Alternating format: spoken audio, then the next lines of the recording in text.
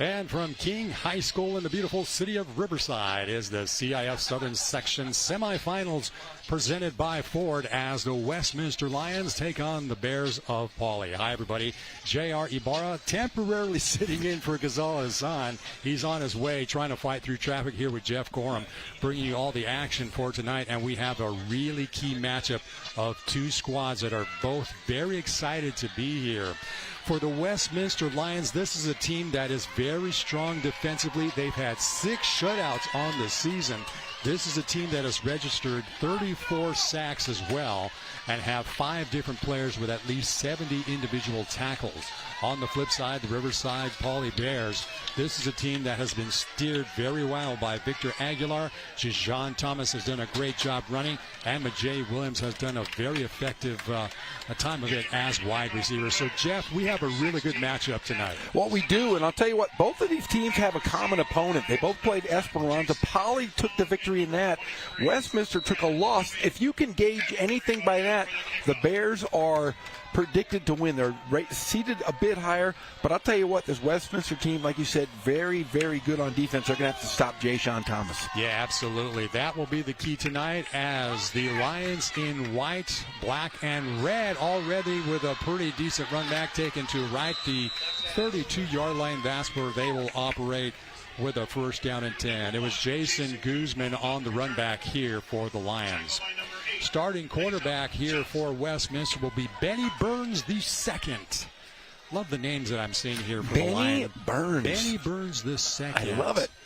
And then also one of the key defensive players is Kiso Baba Logoleo the third. I love that. I saw that as well. They have some great names. This is the all-name team in Westminster. It is the all-star name team here. So Westminster will operate here with a first down and 10. As we said, our good pal Ghazal Hassan is on his way trying to fight through traffic. So here's your first down. First play here to start off this semifinal matchup. Already back to pass is Burns. Checks off to his left. Catch is made. Will pick up about 6 on the reception. Ezekiel Cedillo making the catch. And we're going to really have to watch the speed of Riverside Pauley's secondary. You have Gaines, who's really, really come into his own the last few games for Riverside Pauley. But let's see if they can keep this Westminster team from throwing the football. I know they average more yards in the air than they do on the ground. Pauley is going to have to be very, very steady in that secondary. Second down and 5 is the call early here in the first quarter. No score. Great to have you along with us here on Riverside TV. Burns on the call. Give. And the carry by Cedillo gets racked up right at the line of scrimmage. Doesn't look like he's going to get any forward progress, so that'll make it a 3rd and 5 scenario here for the Lions. Actually, they'll credit him with 1 yard. So Cedillo can do it all. He's a two-way player. I know talking to head coach Steven Anderson here for Westminster, he's very keen on this player, both Ezekiel and Ethan Cedillo. You have 2 brothers on the squad, both two-way players. In fact, we're going to credit Cedillo with 2 on that carry. So makes it now a 3rd and 4 situation here for the Lions. Burns checking things over. Back to pass once again. Looks to his left. Is the catch made? Yeah, it is. Looks like it may be enough for a first down. The reception being made by Jason Guzman.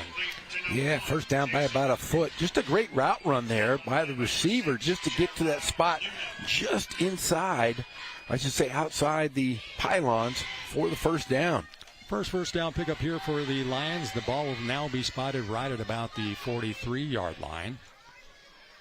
Still early on here in the first quarter. Once again, J.R. Ibarra temporarily filling in for our own Ghazal Hassan. He's been traveling. He was in Chicago like yesterday. He was calling a college basketball this afternoon. He's all over the place. He's a man in demand here on a 1st and 10 situation. The pass almost immediately hit at the line of scrimmage. Once again, it is Guzman on the reception. And Devin Harden nearly had the quarterback on that play. Harden had just if you watch on the replay, had a bit of a grip on the shoulder, but not enough to grab him and pull him down. So they'll credit it with 1 yard on the reception, make it a 2nd and 9 scenario. Clock is rolling here at 9:20 No score, as you see here, from King High School. We'll also take a check on some of the other Riverside teams that will be playing tonight. Ramona way out in the Antelope Valley playing Quartz Hill.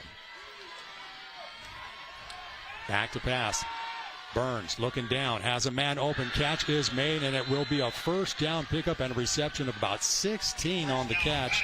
Credit Jason Guzman once again for his third reception of the night. I'll tell you what, Burns, though, rolls out right outside the pocket, throws a great ball on the run to move the sticks again. The second first down pickup here for the Lions, doing a very effective job so far of moving the sticks. Now in the territory here of the Pauley Bears. Burns with Cedillo in the background. Burns on the keeper. Bit of daylight wrapped up after a carry of about 5.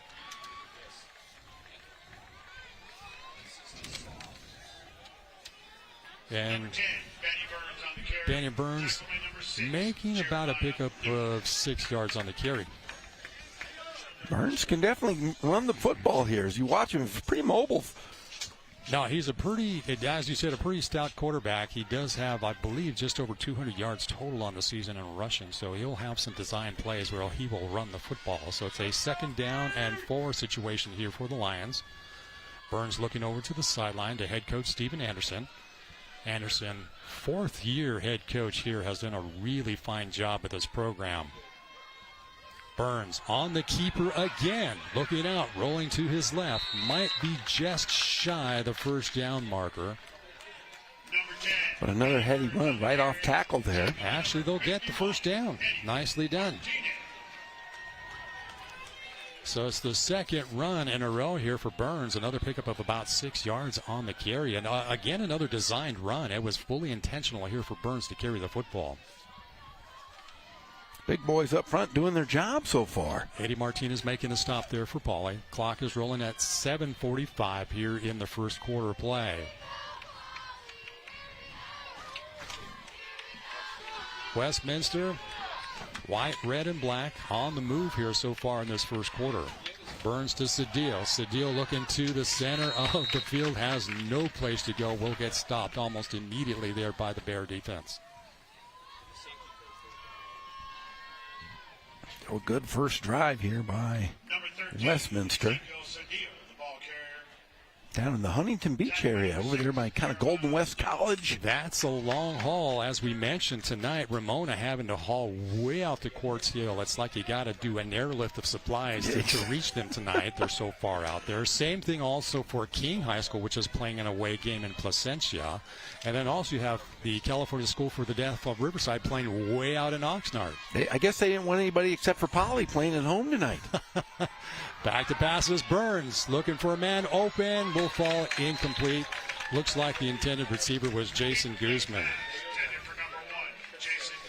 And Kai Alums, great defense there from Kai Alums. So it brings up a 3rd and 9 scenario here for the Lions. Stops the clock at 6:45. So far, been a pretty effective drive here by Westminster. Benny Burns doing a very nice job of mixing things up with both a run and the pass. So 3rd and 9 scenario here. Lions will show 3 spread right. Single set back in Cedillo. Burns looking to his left, immediately throws it. His intended receiver stumbles.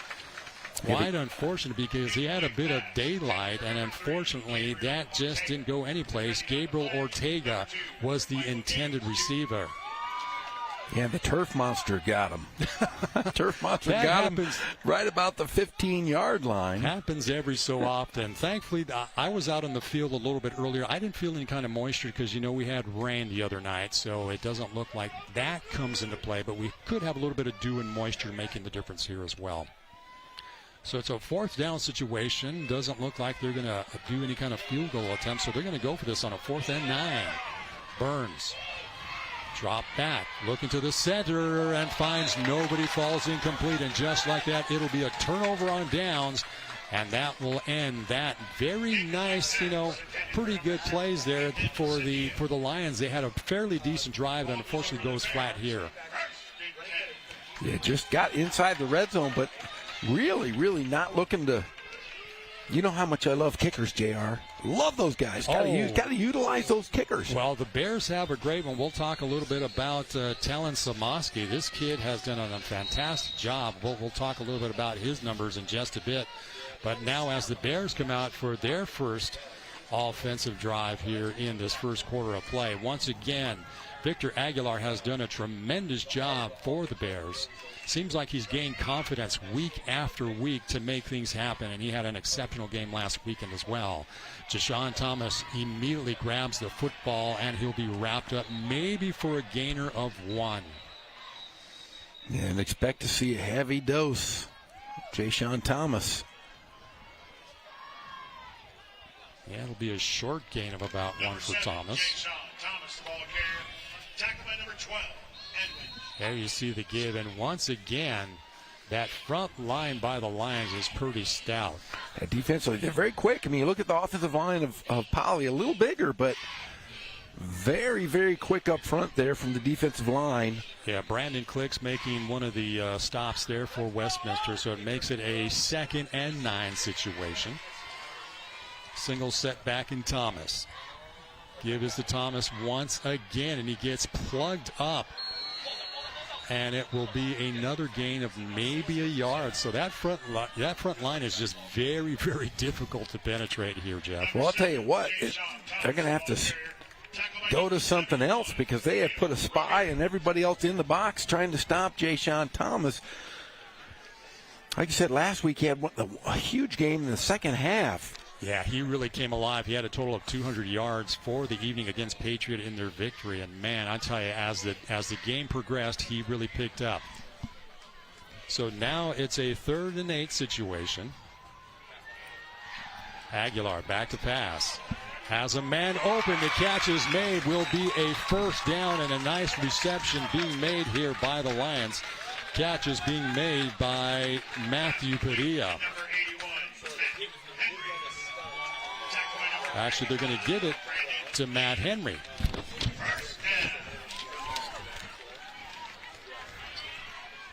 So it's a first down situation here for Pauley. Ball is now spotted right at about the 44-yard line. Once again, Thomas is your ball carrier, trying to penetrate his way through. Picks up maybe close to 3 on the carry. 3rd carry of the night. He's progressively getting a little bit stronger here as that front line just figures and maneuvers their way against the Lions of Westminster. Clock rolling at 4:40, no score. And in just a second, we're going to hand things over to Ghazal Hassan. He got his way through traffic. Do you have a tardy slip? We need to see a tardy slip. The give is actually a toss out, and just like that, an incomplete pass. That was intended for Matthew Padilla. Padilla almost lost his legs on that play. Boy, he got cut pretty significantly on that one. We'll take a second look at that one, Jeff. Look at there. Here's the replay. Just a little out pattern, but. Oh, he just didn't get a handle on the football. He was already looking to run before he had a handle on it, and just like that, now it's a 3rd down and 6 scenario here for the Bears. Back to passes Aguilar. Has a man open, and it looks like it'll be enough for a first down. Making the catch on the play was DeMonjay Allen, huh? Is that who that was? Jay Allen. Again. And just another great route run there by Allen as he gets right to the first down marker. Able to hesitate and get a couple extra steps there as the defender tried to jump inside. Actually, it'll be shy of the first down marker. They didn't give it to him. That's interesting spot. I really thought he had enough for the first down, but what the heck do I know? So it'll be a 4th and a real short, less than a yard situation here for the Bears. They're obviously going to go for it here. Clock stopped at 4:14. And just like that, Aguilar Will he get it? That was pretty close. Well, one official. I don't think they're going to give it to him. I don't think so. They may have held up. Number 4, Victor Aguilar. Depends on the spot here by the officials. They're still looking at the marker right now, have not made any kind of indication. I'll tell you what, though. I saw the sideline judge, and he stepped past the first down marker. I think they're going to bring the chains out and take a measurement. But from this vantage point, it looks like they may have been shy by about 6 inches. Man, this is close. Yeah, chains are going to come out, take a measurement. But just visually from what I can see, they might be short here, Jeff.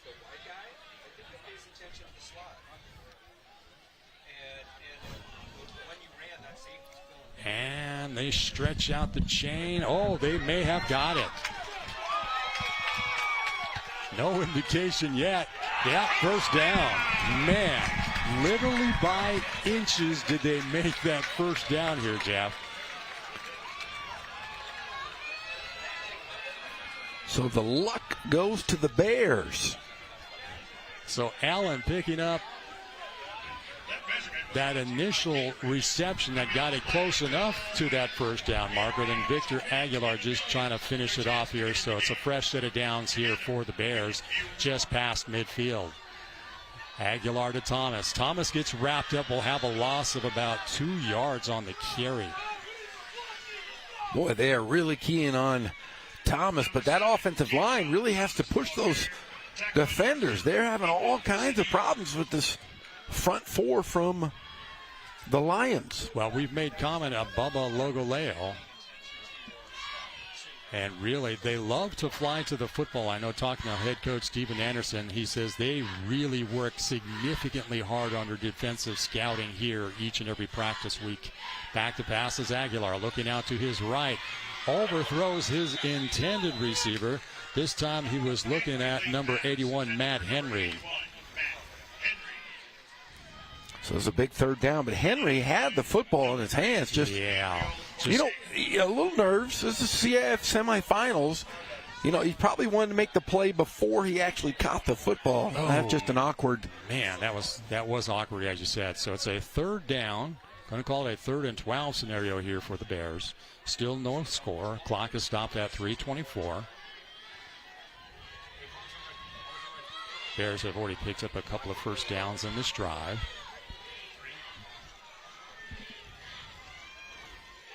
Aguilar checking things over. Dropping back. Has to step up out of the pocket. Getting chased out. Has a lot of green and should pick up the first down. Will take it inside of the 30-yard line. Great checkoff there by Aguilar to pick up the first down. Nice run.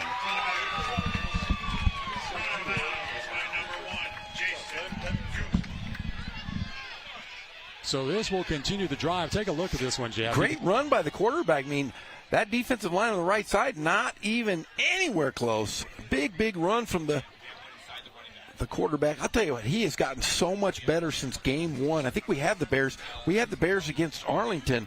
And this is a completely different ball club. It is. I want to say about 5 games ago. Yeah. The offense has really changed quite a bit. Significantly. The give is to Thomas. Has a little bit of daylight. We'll pick up about 6, maybe 7 on the carry. There is a scramble for the football. Did he cough it up? No, they couldn't put him down. Wow. That shows you how strong he is as a runner. Did you see the guy jump over the top, though? If we can watch that replay on the last play, watch the guy jump right on everybody's back. Let's go all the way through. Watch this. You can't get him down. See, he's not down. But watch, there's guy comes out of nowhere. Watch, right there. Wow. 55. 55. That was. Look at it. He's still up in the air. Brandon Clicks doing a heck of a job trying to bring down Thomas. Thomas now once again. Actually, Aguilar on the keeper. Has some daylight. There's a flag on the play. He does get into the end zone, but it could be a holding call that's going to go against Pauly. Yeah, it looks like the holding's probably right around the 10-yard line. Once again, another great run by Aguilar is going to get nullified here. And that's quite a shame because it was It was potentially 6 on the scoreboard here. Getting reports that Ramona is currently up 14-0 against Quartz Hill. Against the Bears. Oh, I'm telling you right now, we've seen Ramona the last couple of weeks. I mean, we saw him put up 70 on San Gregonio. And I'll tell you, that this is the best that offense has been playing all year long. And Coach Mashinsky has those guys playing really good football, confident football. You know, you lose 18 players, 27, or 18 starters, 27 players from last year's team. I'll tell you what, they're playing the best football they've played in a couple of years. Well, it's pretty amazing. We're seeing Pauley, we're seeing King, and we're seeing Ramona play their best football late into the year here. It just seems like as the weeks progress, these teams got stronger and stronger and stronger, and here they are. They're all three in the semifinals here, looking to advance their way to one more week here in the finals. I would love to see Pauley and Ramona play again. They played to a 7-point victory for Ramona earlier in the year, but Pauley was banged up quite a bit in that ball game, so love to see both teams going at full strength. So actually it's a first down here with Thomas, your ball carrier. He gets wrapped up and hit almost immediately. We'll pick up maybe 2 to 3 on the carry. Van Gwyn making the initial hit for the Westminster Lions. Already 6 carries on the night for Thomas. Looks like he's going to come down for a breather. That'll send in a brand new set of downs here. Johnny Montfort will now be in the backfield here for the Bears. Montfort pretty good at spelling Jay Sean. Oh, big hit, Montfort gets upended almost immediately. Boy, credit the stuff right there to Ezekiel Cedillo. Cedillo, one of those two-way players, both offense and defense, just like that. Look at the penetration. Upends Montfort, and just like that, it'll be a loss of about 2 yards here for the Bears. Ball is now spotted right at about the 19. He was like a missile coming in there. Yeah, Coach Stephen Anderson is really pretty high on both the Cedillo brothers. Both two-way starters.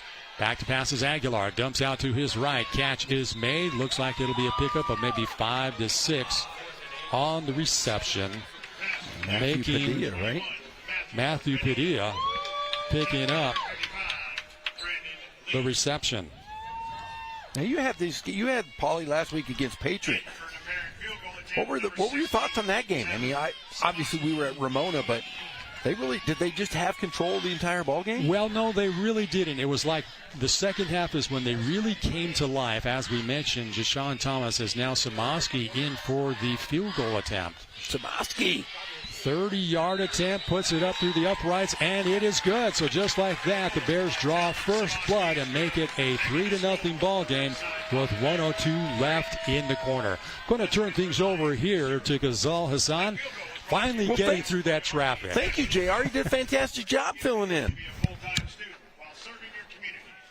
Well, the Bears get 3 on the board here with 1 minute left to go in the first quarter. Remember, tomorrow night, Festival of Lights switch-on ceremony starts at 4:30. I will be there as well as Pep Fernandez, and we will be hosting that. It will be a fun time. We're going to have some possible interviews with Cheech Marin, maybe. A lot of great stuff going on downtown. We will see you there tomorrow night at 4:30 on Riverside TV. Hey, welcome, Ghazal. Hey, how are you? Well, I tell everybody you were in Chicago. I don't even know where I am anymore. Okay, you are in Riverside. We were at Martin Luther King High School. The Bears are just playing sat in the traffic, Lions. so I'm clear I'm in Riverside. But, I mean, this is it. This is the Division 11 CIF Southern Section Ford Football Championship semifinal. And a couple of good teams. Here's Guzman bringing it out for Westminster, and he'll get up about to the 28-yard line.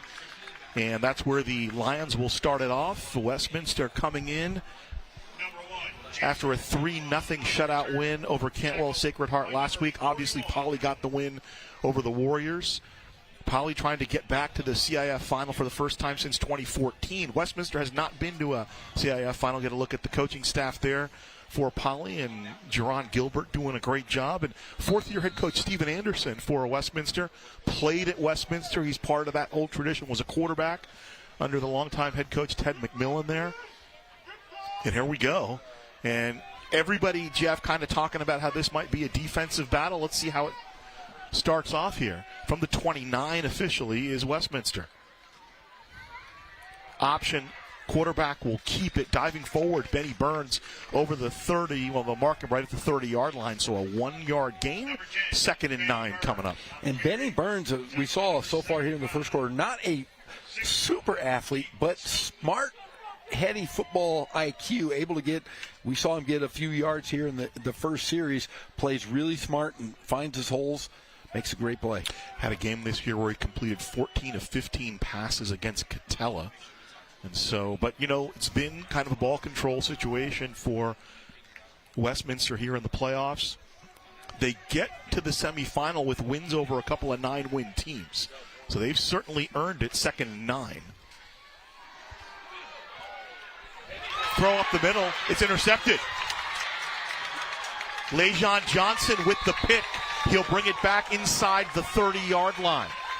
So the interception by Lejon Johnson, one of the seniors on this defense, had 5 tackles against Esperanza in the opener. And he pulls off the big turnover. And what a run this has been for the Bears senior class, Jeff. I mean, coaching change and a slow start, then all of a sudden now they've kind of flipped the switch here, and mostly from the defense. Yeah, and we were talking, J.R. Ibarra and I were talking, there's been a change really in the last 5 or 6 weeks of this Poly Ball Club. I don't know if it's because guys are healthy, because remember, that's part of it. That's part of it. Listen, the defense has been good all year. Yes. And then, John Rice told us, hey, about 6 weeks ago, Ted Telemack, one of the assistants, took over the play calling, and that's kind of how the offense has kind of flipped into gear. But, yeah, they've also had a lot of injuries early, as we knew, Jeff. They've gotten healthy. Aguilar going to go for it. He's got Dominguez Wales, who reels it inside the 5-yard line. They're going to say he's down at the 2. So a 27-yard pickup, and I love the play call by Ted Telemack. You get the turnover, and you go right for the pylon. And Dominguez Wales really took a shot. I think he just had the wind knocked out of him. As you watch, he hit the floor pretty hard. Gabe Ortega, the sophomore there for Westminster. And you look up and down the Westminster, they have their share of seniors, but you see a lot of juniors and sophomores. So I have a feeling as you look at Jerron Gilbert out there checking on Joshua Dominguez Wales. And you worry about with the turf, right? You worry about the helmet banging on the turf. And it looks like, he's holding his midsection, so it looks like he just got the wind knocked out of him. So we'll flip over to the second quarter here. Poly with a 3-0 lead, and they're on the doorstep. They're inside the 5-yard line. Thanks for joining us. Ghazal Hassan finally with you along with Jeff Gorham. And thanks to J.R. Ibarra for filling in. We'll have him down along the sideline, and appreciate J.R. stepping up. Now, my big question to you is, since we're in between quarters, you were calling a college basketball game in midday. What was that all about? Yeah, I don't know. Yeah, it's a 1 o'clock Friday start. It's funny. I had a bunch of boosters call me and say, hey, good luck. We'll probably be watching you because it's hard for us to get to a 1 o'clock Friday game. I don't know. I think maybe get the students out. I don't know. I mean, they had a good crowd, though. They had a good crowd. I had an opportunity to watch and listen to you guys. And then I said, well, he'll be there in plenty of time. How was that traffic? Well, I'm going to tell you, there's something. See, what happened was right where. So I was curious because I texted you guys about an hour. I was about, I don't know, I've been about 11 miles away for like an hour and a half. And that last stretch of the 91 got cut down. 1st and goal from the 2. Here's the give to Thomas, and he's into the end zone for the touchdown. And how big has Thomas been? He's been the key for them on the ground. He punches it in. 208 yards and a touchdown last week against Esperanza. He had 27 carries and 131 yards and a touchdown. And he punches a ticket to pay dirt there, the 2-yard touchdown run for Jayshon Thomas, the senior, who's really stepped up. And he's kind of been the focal point of that ball control offense, Jeff. Boy, he has been magnificent as of late. He's not a quick speedster. He is a power runner with speed. Samoski puts it through the uprights, and it's 10-0 Bears.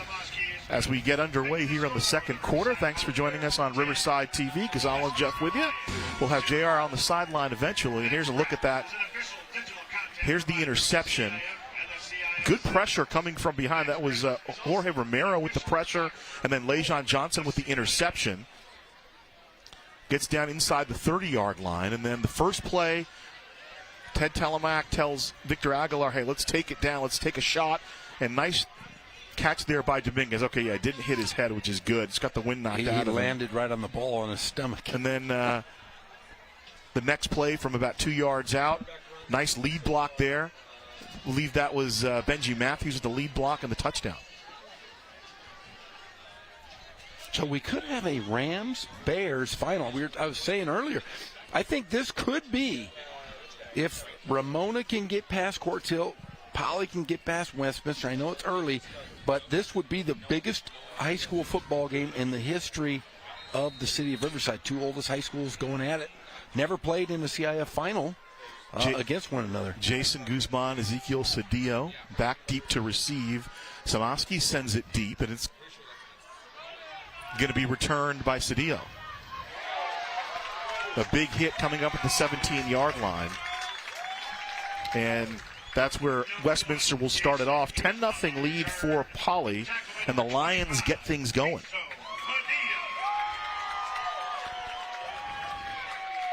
So Padilla with the big hit for Poly, and you can feel it, a little bit of a vibe going through the crowd here in the early going. Here's Guzman returning, and he had a nice return the last time. Now he's bringing it back up, trying to wait for a block, and gets lit up right there. There's been some big hits here early going, a couple big time. Miso Padillo on the hit. We'll get a look at Benny Burns, the senior QB. Benny Burns, the second. Did you see the other guy? He had Kiso Bubba Logeleo, the third. So we get seconds and thirds. Cedillo with the carry, and he's to the open field. Cedillo breaks to the second level and finally wrestled down near midfield. Combining on the hit, Michael Gaines Jr. along with Jeremiah Luna. So he brings it all the way out to the 47-yard line, a 29-yard gain for Cedillo, and he's kind of their number one guy, averaging about 6 yards a pop. Was held in check last week. It was a very kind of rough and tumble matchup last week with Cantwell Sacred Heart. He's also a big-time player on defense, 4-year varsity player. And two Cedillos on the squad, Ethan, brothers. One of the tight ends, and Ezekiel, the running back and defensive back. Also can catch the ball a little bit out of the backfield. Westminster averages about 27 points per game, 315 yards per game, predominantly a run team. They run about 56% of the time, and whistles. Timeout taken by the Lions. So Westminster will call timeout with 11:07 to play in the second quarter. Thanks for joining us.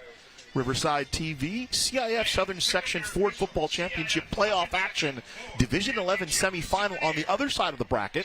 Ramona over at Quartz Hill. Is in Quartz Hill. Up in what, the Antelope Valley.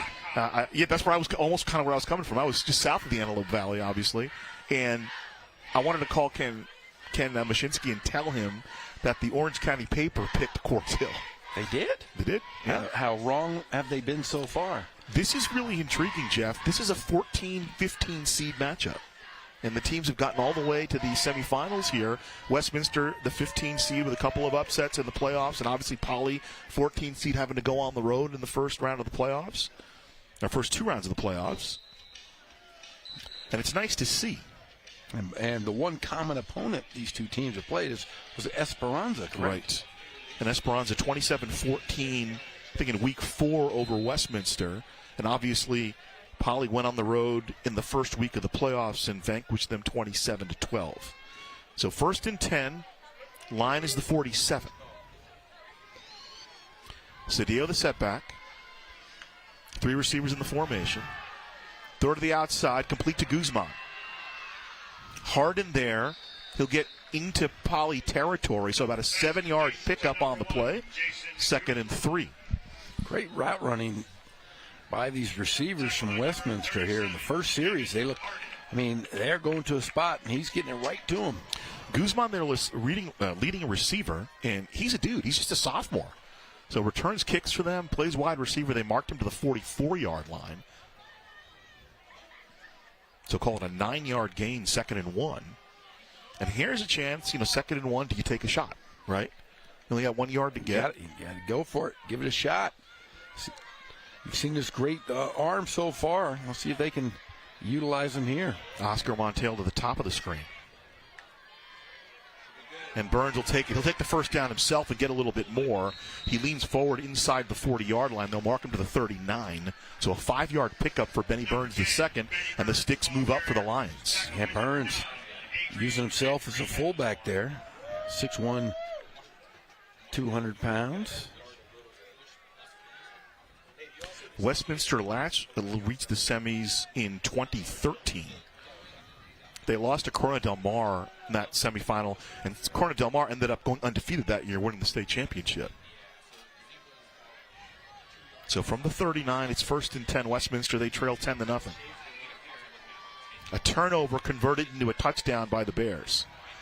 Burns will keep it and didn't fool anybody as the Bears are in there, lost back to about the 40. They'll mark it to the 42-yard line, 2nd down and about 13.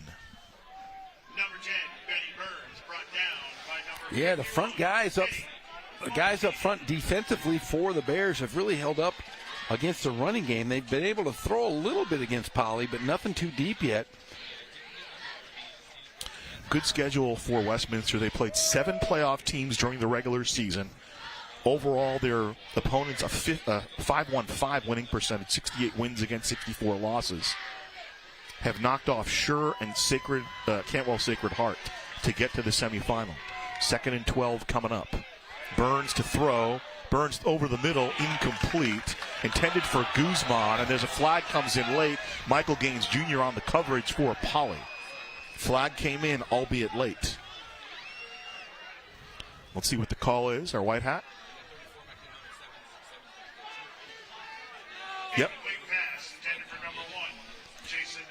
So it'll be a 15-yard mark-off. We'll go down to the 26-yard line. Another look at it.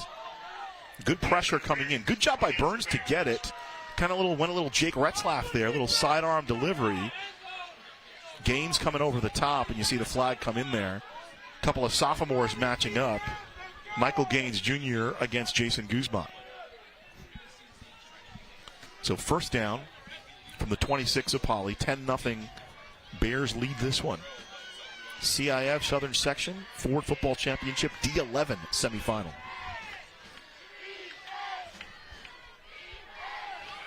Cedillo, and not much doing there. Izzy Morales, one of the first men to him. Might have lost a yard on the play. 2nd down coming up. And we saw Westminster get close enough for a field goal in the first quarter, but elected to go for it. Yeah, they're 2 big linemen, Brandon Lee and Akiso Logoleo on the seal, but nice job by Morales kind of slipping the seal and getting inside. Get a look at Michael Gaines Jr. Older brother played for Ken Batdorf at Novi. Sister was on the track team here, and a singer as well at Riverside Poly. Watch Guzman in the near slot. Burns will take it himself, trying to pick his way through, but runs headlong into the teeth of that Poly defense. Number 10, Benny Burns, tackled by number 51, Eddie Martinez. Eddie Martinez's nose always around the football. Eduardo Martinez, the senior. 3rd down coming up.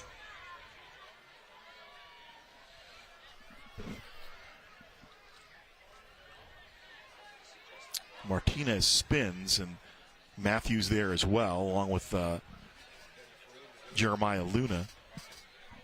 You know, we talked about it last week on the pep rally. Paul Robles Jr., I guess he's injured because I don't see him on the field, Jeff. Not been out here. Or I guess Paul Robles third, and whistles and flags stop that play. Flag, let's see what they're going to say. 3rd down play. It's going to be, I think, illegal procedure. I don't believe this is going to go against Poly. Yeah, false start. Yeah. Against the Lions.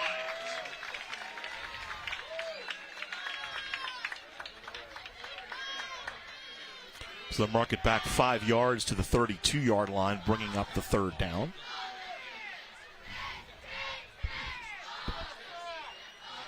The Lions huddle.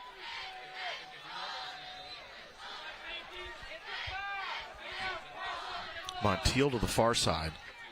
Trips to the near side. Burns going to take it himself. They thought they saw something, and down he goes at about the 25-yard line. Ball comes loose. They're going to say he was down, though, down by contact at the 25-yard line. 4th down coming up. Burns did a nice job and nice pursuit from behind. That was Benji Matthews making the play. And Matthews, he's been great all season long for the Bears. There's Jerron Gilbert, the first-year head coach of the Poly Bears, and what a job he has done. I'm going to give him the same advice I gave Kevin Argamosa. If he goes on to win this thing, you got to retire after this, and you can't do anything else, right? You were hired to win. Just give it up after 1 year. So 2 Cedillos to the top of the formation. They're going to leave the team out there on 4th down. 4th and 10. Burns looking.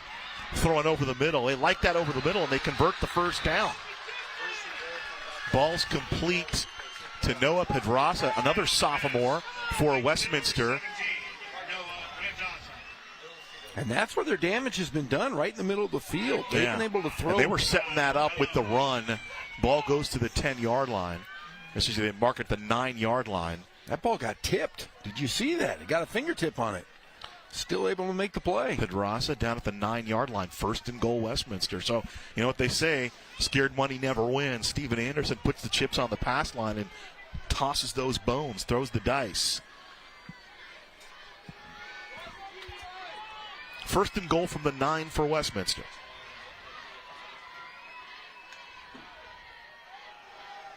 Cedillo with the carry, bounces off the initial contact, stays on his feet, still driving. Is he in? He is in.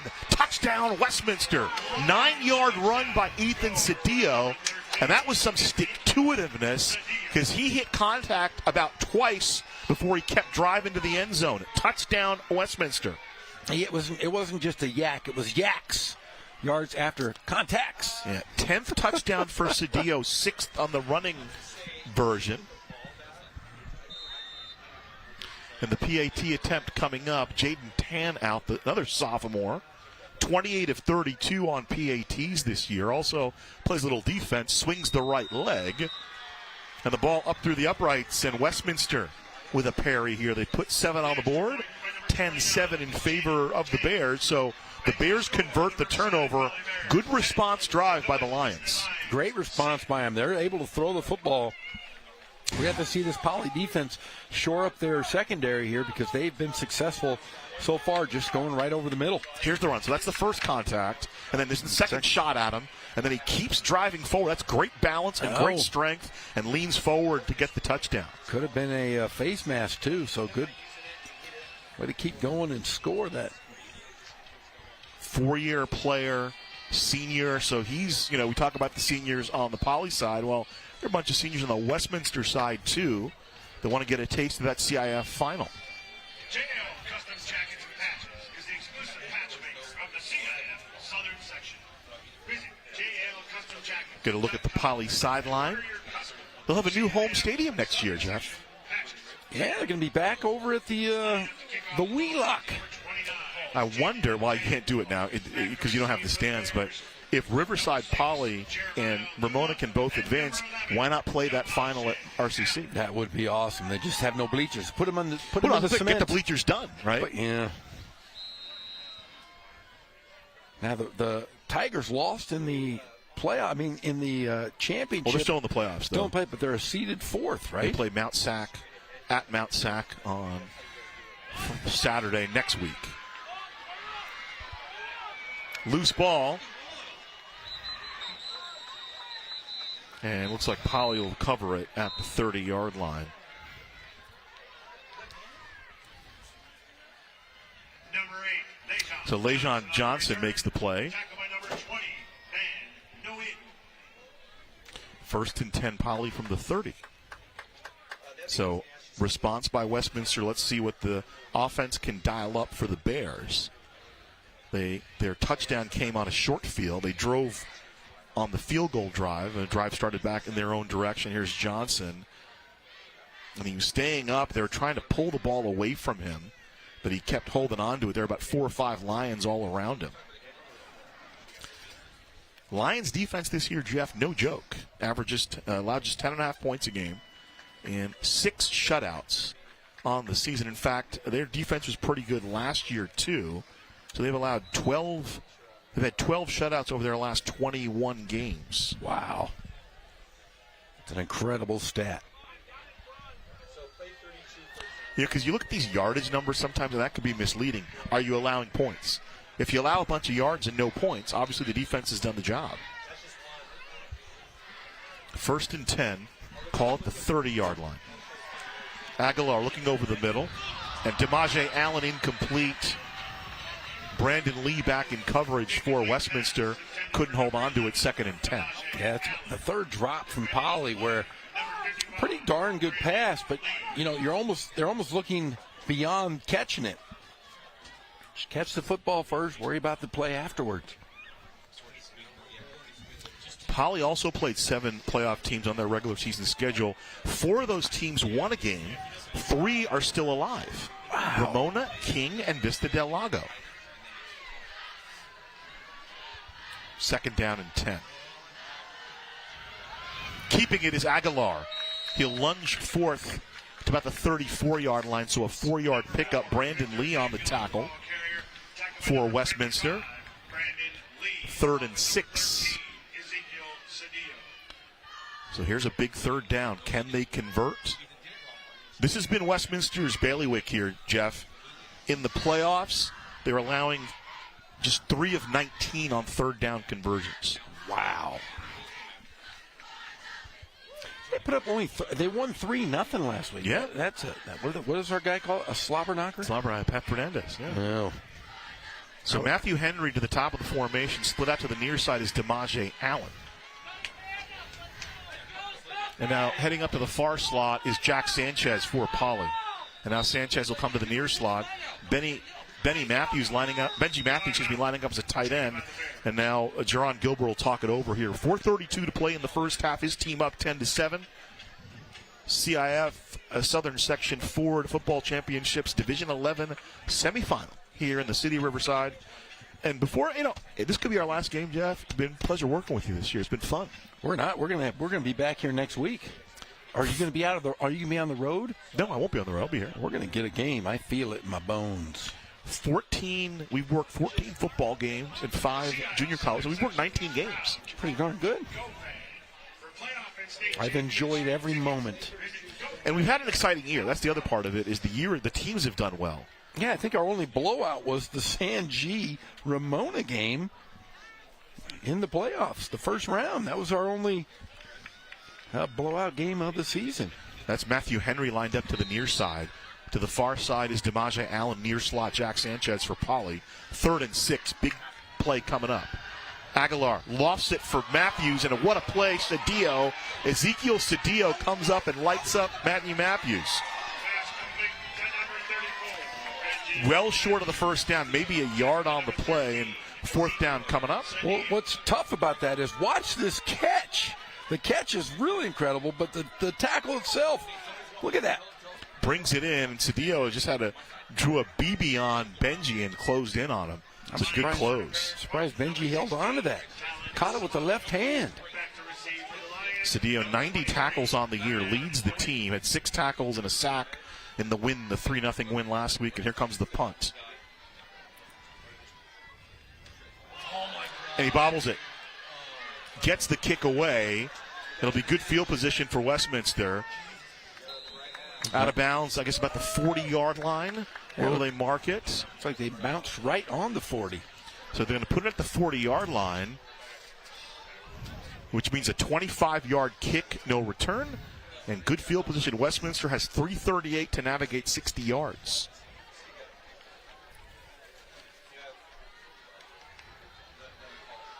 Westminster also played 7 playoff teams during the regular season. Still alive. Oceanview and Cerritos both moved past the first round.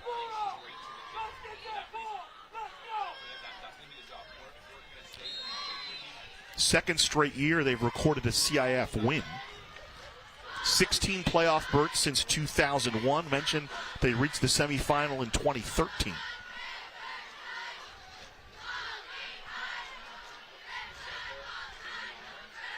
First and 10 from the 40. Burns Burns the second puts his shoulder down, maybe back to the line of scrimmage. Second down. Number 24, Izzy. Morales makes the play for Pauley. 10-7 Bears as we move towards the second half. Quick decision, and Morales right there kind of spying on the quarterback, and he saw the play and was right there to drop Burns.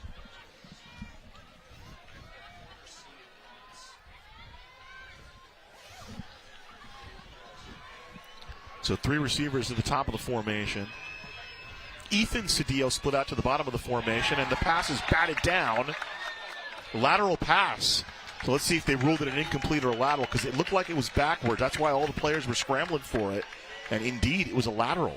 Wow. They're going to mark it back to the 24-yard line. So it'll be a 16-yard loss on the play for Westminster, bringing up third down. Recovered by number 13, Ezekiel Cedillo. Heads up play by Cedillo there, actually, because if you thought that was an incomplete pass, he wasn't sure. When in doubt, we saw that in the RCC game, right? When in doubt, play to the whistle. Oh yeah, it was batted.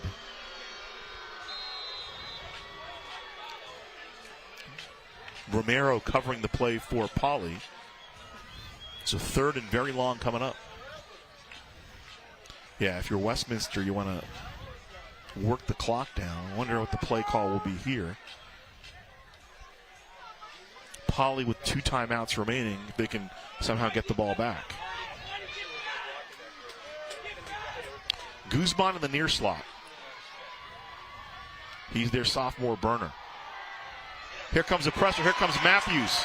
Incomplete pass. Clock stops. 4th down. Benji Matthews bringing the pressure, and we've called his name a lot this year, Jeff. Man, he was right there making some big plays today. And on both sides of the ball. Had a big game in the Esperanza game. In that finale, had a sack and a pick against Vista del Lago, which actually got Pauley their automatic qualifier berth out of the Sun Belt and just came on in. And 4th down coming up, and here comes the punt team. Great field position here for Pauley. Remember a couple years ago we had that rush of linemen punting? That's right. Here you go, Kiso Bubba Logoleo the third. He is the punter as well as an offensive and defensive lineman, never leaves the field. He's like George Wentz character in Fletch who never leaves the beach. Logoleo, right foot. Fair catch called for at the 44-yard line. So a 32-yard kick, no return. Making the fair catch for Pauley was Jeremiah Luna, and good field position coming up for the Bears offense. So 141 to play with and 10-7. This is, you have a little bit of an advantage because you have a kicker who can make a field goal, Talon Samoski. His range probably from 35 yards and in. And Pauley will get the ball first in the second half. So the Bears, you definitely want to, you look at Jerron Gilbert there. You want to definitely try to, obviously you always want to get points, right? But from a strategic standpoint for the Bears, 7 obviously is the preference. But if you can get 3, you're getting the ball to start the second half. Those are the kinds of things good teams do. Jeff Gorham, Ghazal Hassan back with you. It looks like a flag comes in, so they're going to mark off a penalty against Pauley. Division 7 update. King 16-3 over Salesian in the City of Angels. Wow. We could have 3 teams in the final, 4 teams in the finals. From the 35, 1st and 10, Aguilar stepping up. There's pressure. Ditches the first one, runs into his own man, still on his feet. He'll dive forward to about the 38-yard line, so he'll pick up 3 on a broken play. Collided with his own lineman. That impeded him a little bit. Austin Templeton and him collided, and there's a lion down on the play. Is that my guy, Austin Templeton, you said? Mm-hmm. Junior offensive lineman.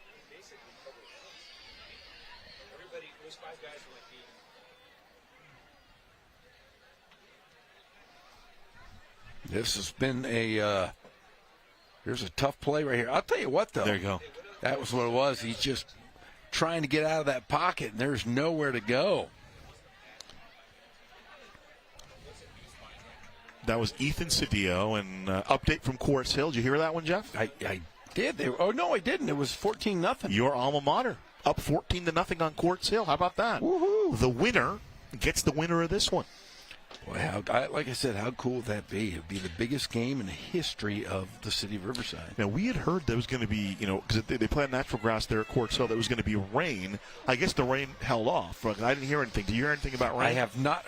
I know that earlier this week I talked to Ken Mashinsky, and he said they were practicing. They were going to come over and practice at Norte Vista. They thought about it, but they ended up going on the soccer field at Ramona and working out on the grass. They brought in temporary lights and everything. He's got some pull. Coach Mush, 2nd and 7 for the Bears. Matthews. There's Thomas. And there's Ethan Cedillo comes in and makes the play. Maybe back to the line of scrimmage.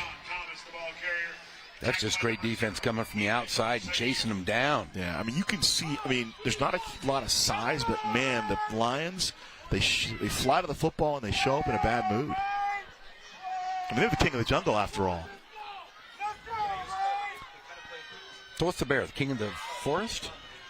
Yeah, they should have invited Elsinore because then we can have lions and tigers and bears. Oh, my. Just to come sit, yeah. 3rd down. Here's pressure. Dancing is Aguilar. Flips it out to Henry, and Henry will have the first down. Nice bit of foot tapping there by Victor Aguilar. Doing his Gene Kelly Singing in the Rain and gets the ball out to Henry for the first down. He has been running around this entire series. Nice pressure coming off the edge. And Amari Hopwood has been very good for the Lions. I think he's been their leading tackler each of the last 2 weeks. He's bringing the pressure, but Aguilar dances around just enough to buy enough time to get the ball out to Henry, first down. Up to the 48-yard line, so at a 14-yard pickup on the play. Aguilar to throw again. He's going to go deep. He's got a man down the field, and it's intercepted. What a play made there by Guzman. Oh, incomplete. Didn't hold it. Oh, it is intercepted. All right. Guzman made a great play on the football. He's their top wide receiver and then makes a big play on defense. Yeah, saving some points there. And I'll tell you what, going up with 2 hands and just grabbing it, coming down with it, smart play. This is a larcenous defense. That's the 23rd turnover they forced on the year. Just the 6th interception. And that just makes a play. That ball was definitely catchable for Henry, but Guzman came in and made the play for Westminster. Just a sophomore. They got a bunch of young guys who are going to be back next year. Hopwood's a sophomore. We saw Guzman there as sophomore. Ezekiel Cedillo, well, he's a senior. The other Cedillo is a junior. So 20 seconds left for Westminster. 1st and 10 from the 27. Trying a little trick play there. Cedillo looking to throw the ball, and it's incomplete. 2nd down coming up. So just a reminder, the Festival of Lights tomorrow night.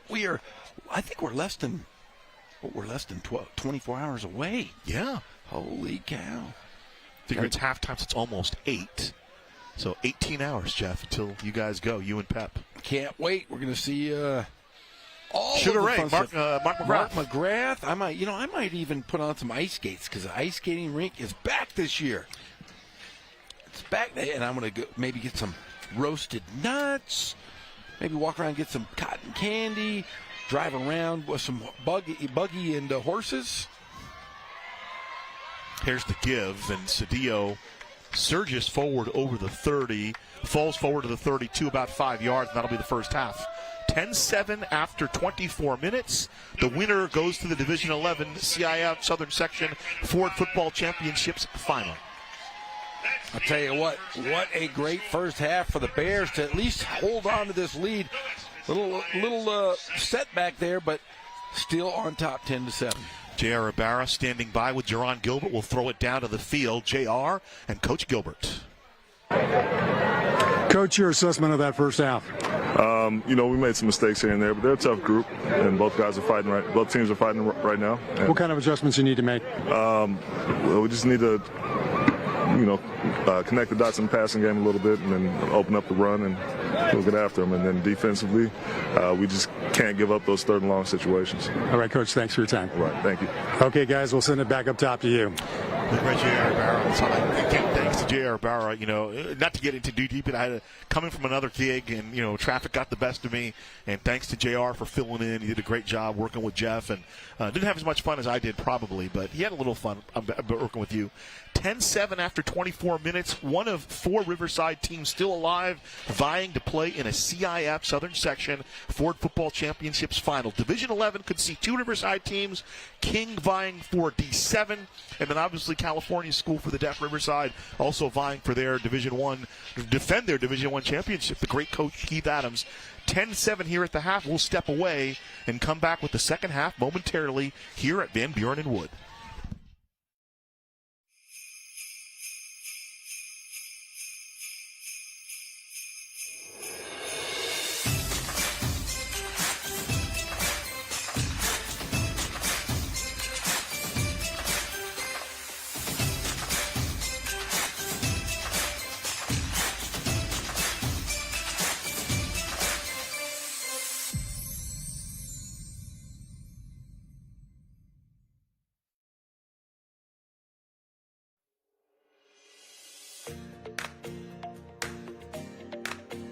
The City of Riverside Public Works Department wants you to know how holidays affect your trash service. Trash pickup will not be available during major holidays and collection times will be adjusted in response. Residents with city trash service will see the following adjustments. For Monday holidays, your Monday collection will happen on Tuesday and Tuesday collections will occur on Wednesdays. For Thursday holidays, Thursday service will occur on Friday and Friday service on Saturday. For Friday holidays, your Friday service will occur on Saturday. Residents served by outside vendors will experience a one-day delay of service for each day after any holiday taking place Monday through Friday. And for more information about trash services, recycling, or bulky items, visit the Public Works website at riversideca.gov/publicworks.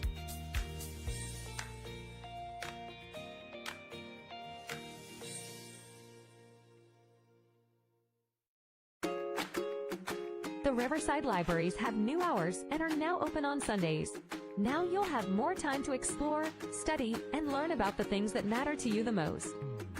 The new hours for Arlington, Arlanza, Marcy, La Sierra, Orange Terrace, Eastside, and Casablanca libraries are Tuesday to Sunday from 10 a.m. to 6 p.m., while the Downtown Main Library is open Tuesday to Thursday from 10 a.m. to 8 p.m. and Friday to Sunday from 10 a.m. to 6 p.m.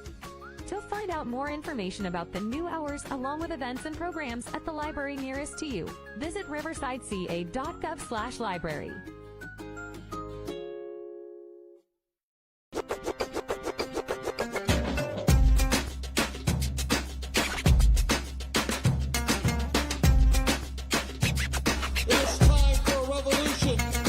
I'm Cheech Marin, and we're inviting you to reserve your spot for the inaugural showing of Cheech Collects. So get your tickets today. We're looking for you.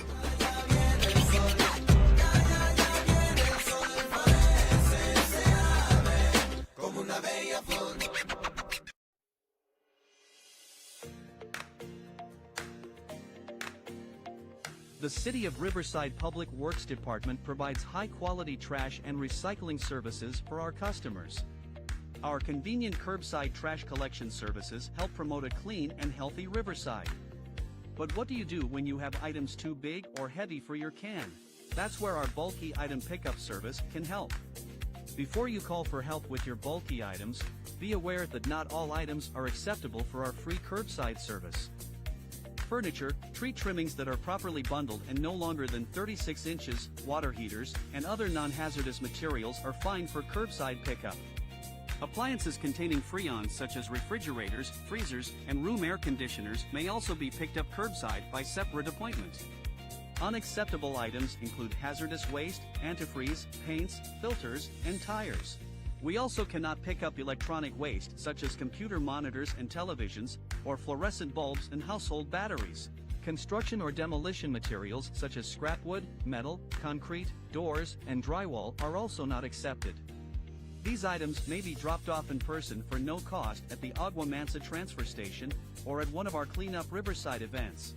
For more information and the current schedule for these drop-off events, please visit riversideca.gov/cleanupriverside or call 951-826-5311, your one-stop shop for city services. To schedule a bulky item pickup, first call your service provider for an appointment. On the day of your appointment, please make sure that your items are curbside by 5:30 a.m. You may have up to 5 items picked up at each service call. If you have an appliance containing Freon, please call the Appliance Recycling Center of America at 1-800-654-2722 for your free pickup appointment. RPU customers may even qualify for a rebate. Visit riversidepublicutilities.com for information on current residential rebate programs.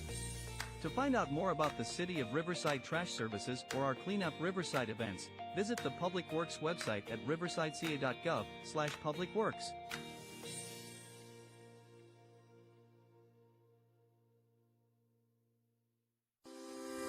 Live local. Help support your favorite businesses with the Shop Riverside Community Card. With over 200 Riverside businesses giving exclusive discounts and offers to community card holders, there's something for everyone. Participating organizations sell these cards for only $15 each, with $10 going straight back to the organization itself, making the Shop Riverside Community Card a fantastic way to support your favorite local group.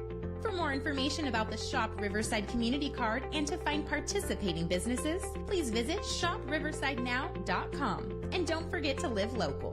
Shop Riverside.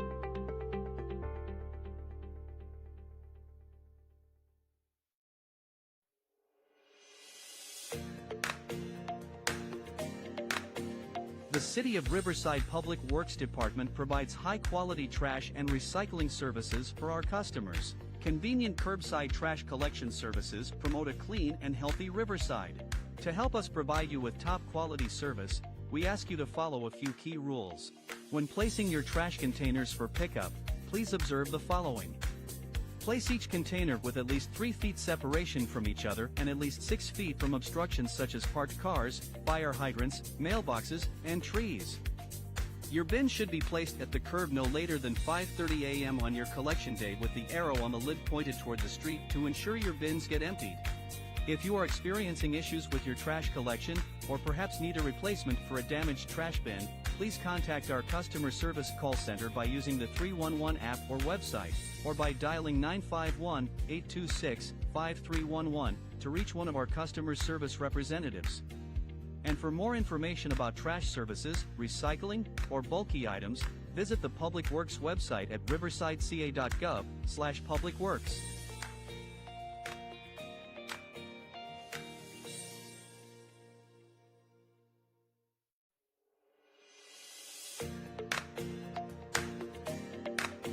The City of Riverside Public Works Department provides high-quality trash and recycling services for our customers. Convenient curbside trash collection services promote a clean and healthy Riverside. To help us provide you with top-quality service, we ask you to follow a few key rules. There are 3 different containers for your trash. The blue bin is for recyclables and should only be used for clean recyclable materials such as aluminum cans, cardboard, glass bottles, plastics, and styrofoam. The old brown bin, or new bin with gray lid, is for standard household trash and items not suitable for the other bins, such as animal waste, cactus, palm fronds, soil products, and other waste. The green barrel is for your grass clippings, leaves, weeds, and other plant materials, excluding palm fronds, cactus, and yucca. And please remember not to use any of the containers for heavy construction waste such as concrete. For a complete guide to sorting your trash, please visit riversideca.gov/publicworks.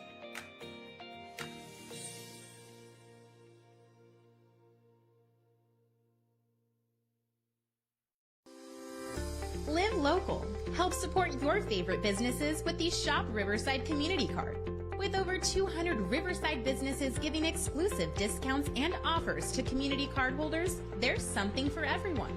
Participating organizations sell these cards for only $15 each, with $10 going straight back to the organization itself, making the Shop Riverside Community Card a fantastic way to support your favorite local group. For more information about the Shop Riverside Community Card and to find participating businesses, please visit shopriversidenow.com. And don't forget to live local. Shop Riverside.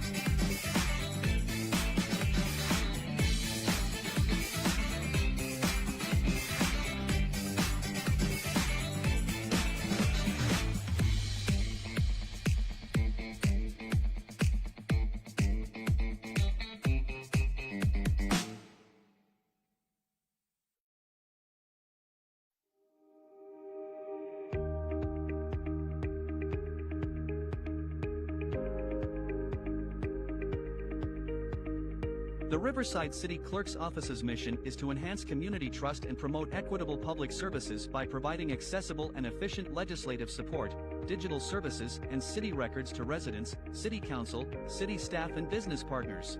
We prioritize fiscal responsibility and adapt innovative services to meet the ever-changing needs of the community. We strive to provide residents and businesses with responsive and optimal services.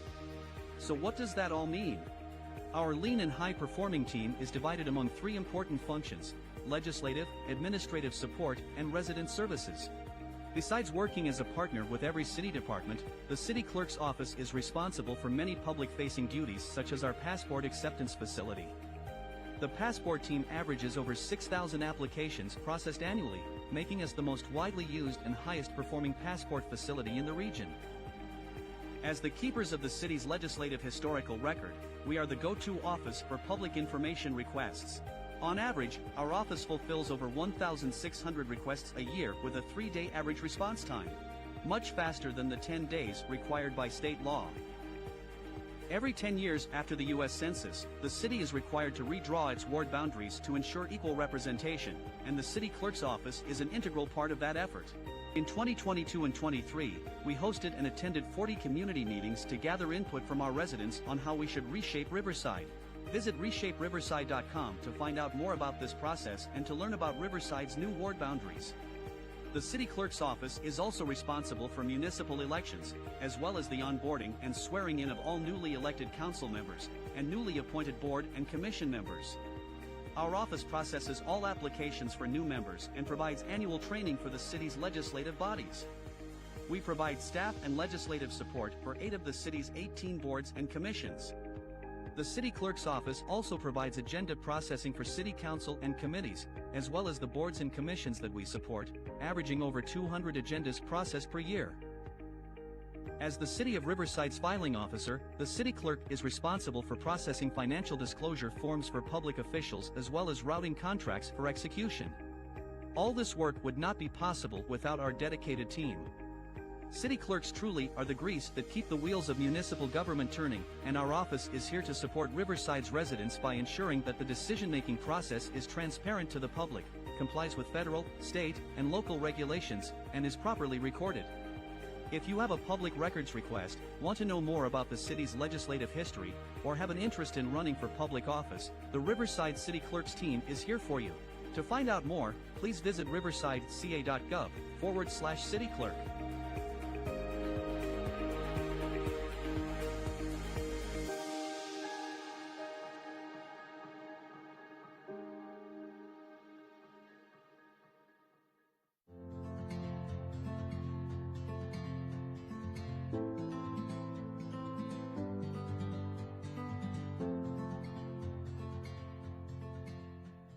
So today we're standing here in front of the Grandmother's Mural, and this is a mural done by an artist named Denise Silva, who is a fantastic artist in our community. And we found this mural when she submitted it for another proposal. And when we, the staff saw it, we said this has to go up somewhere in Riverside. So I was a little intimidated by the, just setting in a concept, but I thought this is something that I really wanted to do. And actually, I just felt really called to submit it. I had become a grandmother, and the way the universe works, it sent this quote in my direction, and it was, "When the grandmothers from the 4 directions speak, a new time is coming." So the 4 directions are represented by the image of the 4 grandmothers: Tongva, people of the earth; Liseño, people of the west; Cahuilla, people of the desert; and Serrano, people of the pines. When the 4 grandmothers get together, the folklore is that it's winds of change. And what we have done is, so that there is representation all throughout the community, is we have a grandmother at 4 different libraries throughout the community. And so they're all 4 different locations, but they come together here at the main library. And this main library was a big change for the community from what we had before to what we are now. Our elders, and them being, people that have given us love, that have protected us, have given us safe spaces. I would love for the community to feel that, because that was an intention that I really put into the work. I really wanted to give our indigenous people of the area, I wanted to give them some representation. I wanted to honor them. I wanted to uplift them. They're a reflection of my own ancestors. They're a reflection of my mother and my grandmothers. And I just hope that other people, especially indigenous people and people of color, see themselves in the art, and they feel seen and they feel honored.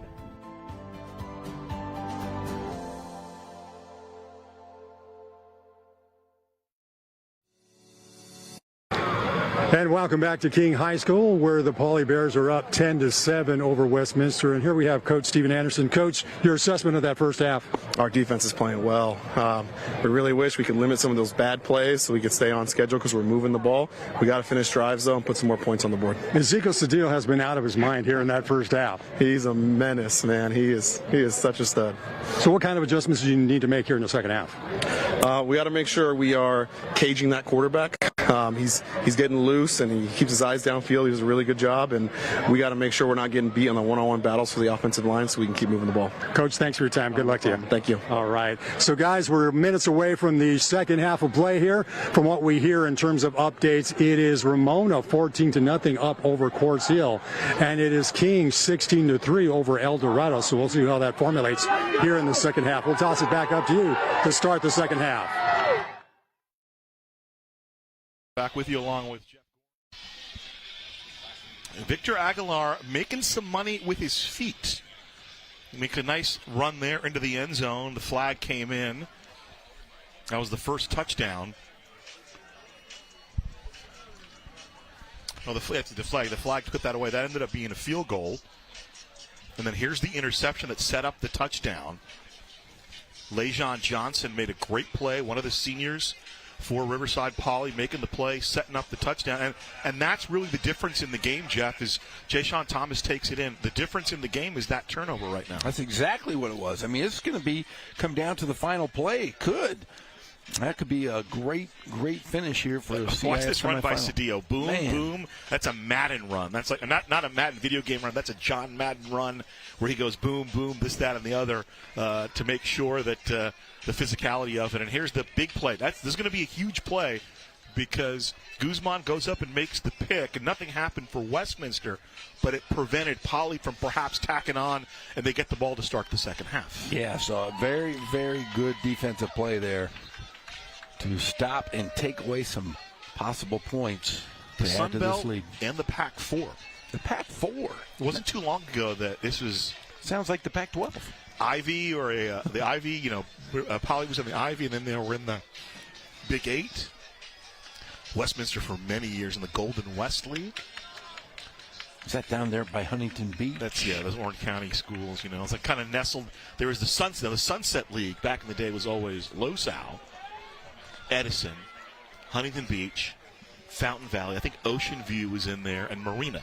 That was the kind of the big public league back there. They've moved it around. I think some of those teams are still in the Sunset, but And that was back when when John Barnes was running things back there, and they were perennial power. I remember Marina High School for Cherokee Parks. Yeah. Hey, there you go. Jaden Tan with the approach and the kick. Kicks it to about the 14-yard line. And coming up over the 30-yard line. And that's where Poly will start it off. Very good tackling team. We've seen some great fundamentals here from Westminster. A lot like our friends down the road over at Ramona. Yeah, there is kind of a Ramona vibe. Yeah, it would be funny to see those two play, especially on the defensive side. Ramona kind of the same, maybe a little undersized, but very fundamentally sound, very good tackling team.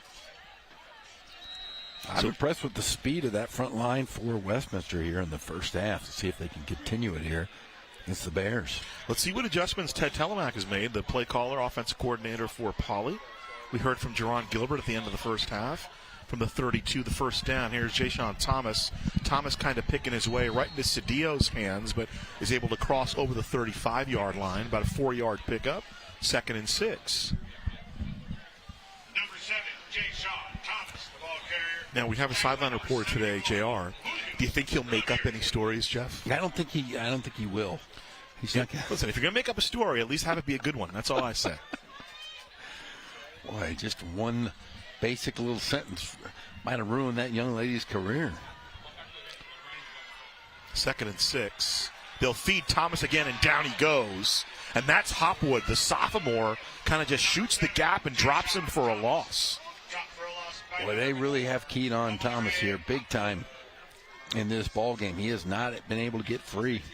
He's led the team, meaning Hopwood. Watch Amari Hopwood here. Just kind of goes right in, unabated, boom, drops the ball carrier. 3rd down and 8 now. Need to get to the 42 for a first down. So Henry split out to the far side. In the far slot, DeMaje Allen.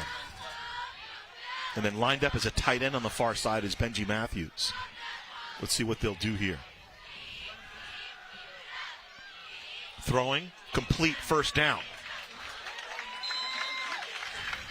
That's Matthew Henry with the first down up to the 44-yard line. He's moving the sticks is Poly. Good protection. They had Matthews kind of lined up, kind of flexed out. He stayed in to block. And Cedillo again all over the field. Boy, he's definitely a playmaker, isn't he? Fun to watch. Playmaker on offense and on defense. We talked about that last Friday at the pep rally. When you have playmakers on the defensive side of the ball, too. From the 45, call it 1st and 10. Bootleg for Aguilar, slips forward. He'll get a couple. Ethan Cedillo gets tangled up there along with Montel. Number 15, Max Caballero, the ball carrier. Oh, okay. As Caballero slipped in. Running a little bit of option there at quarterback.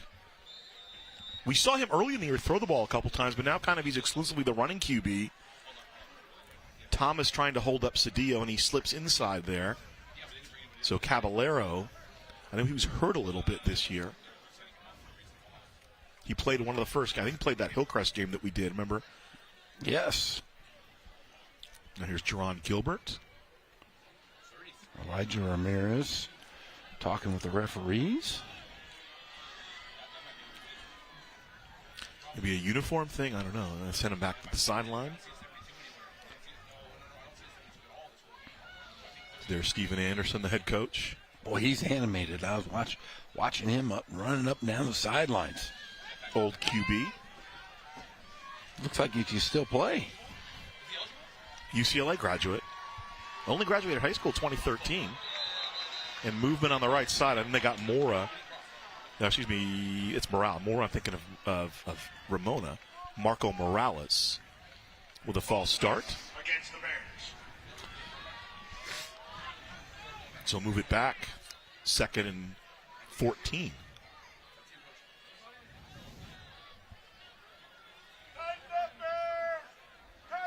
And he's looking to go to Hopwood. Hopwood flinched a little bit, made a move. So Aguilar back in.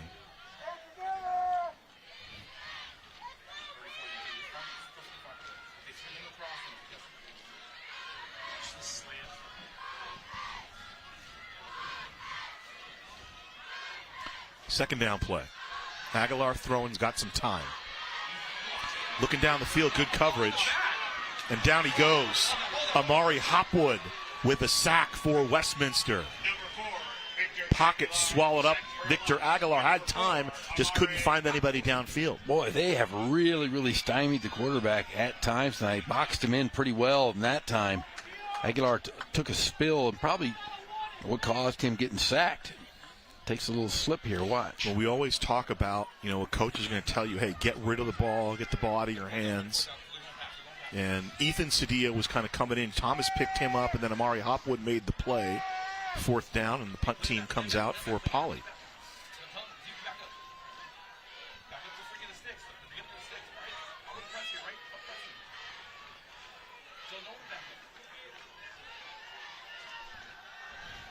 Third down, Aguilar running.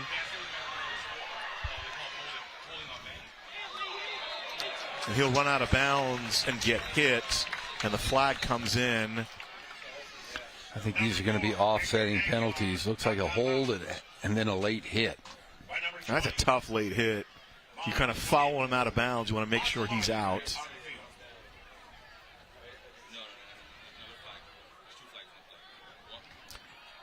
So a white hat trying to figure out, and he's shaking his head at something.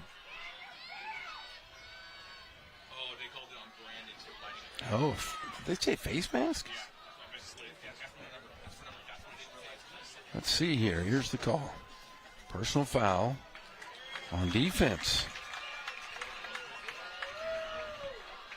It's only one flag came in. There should have been, they called two of them. Let's see.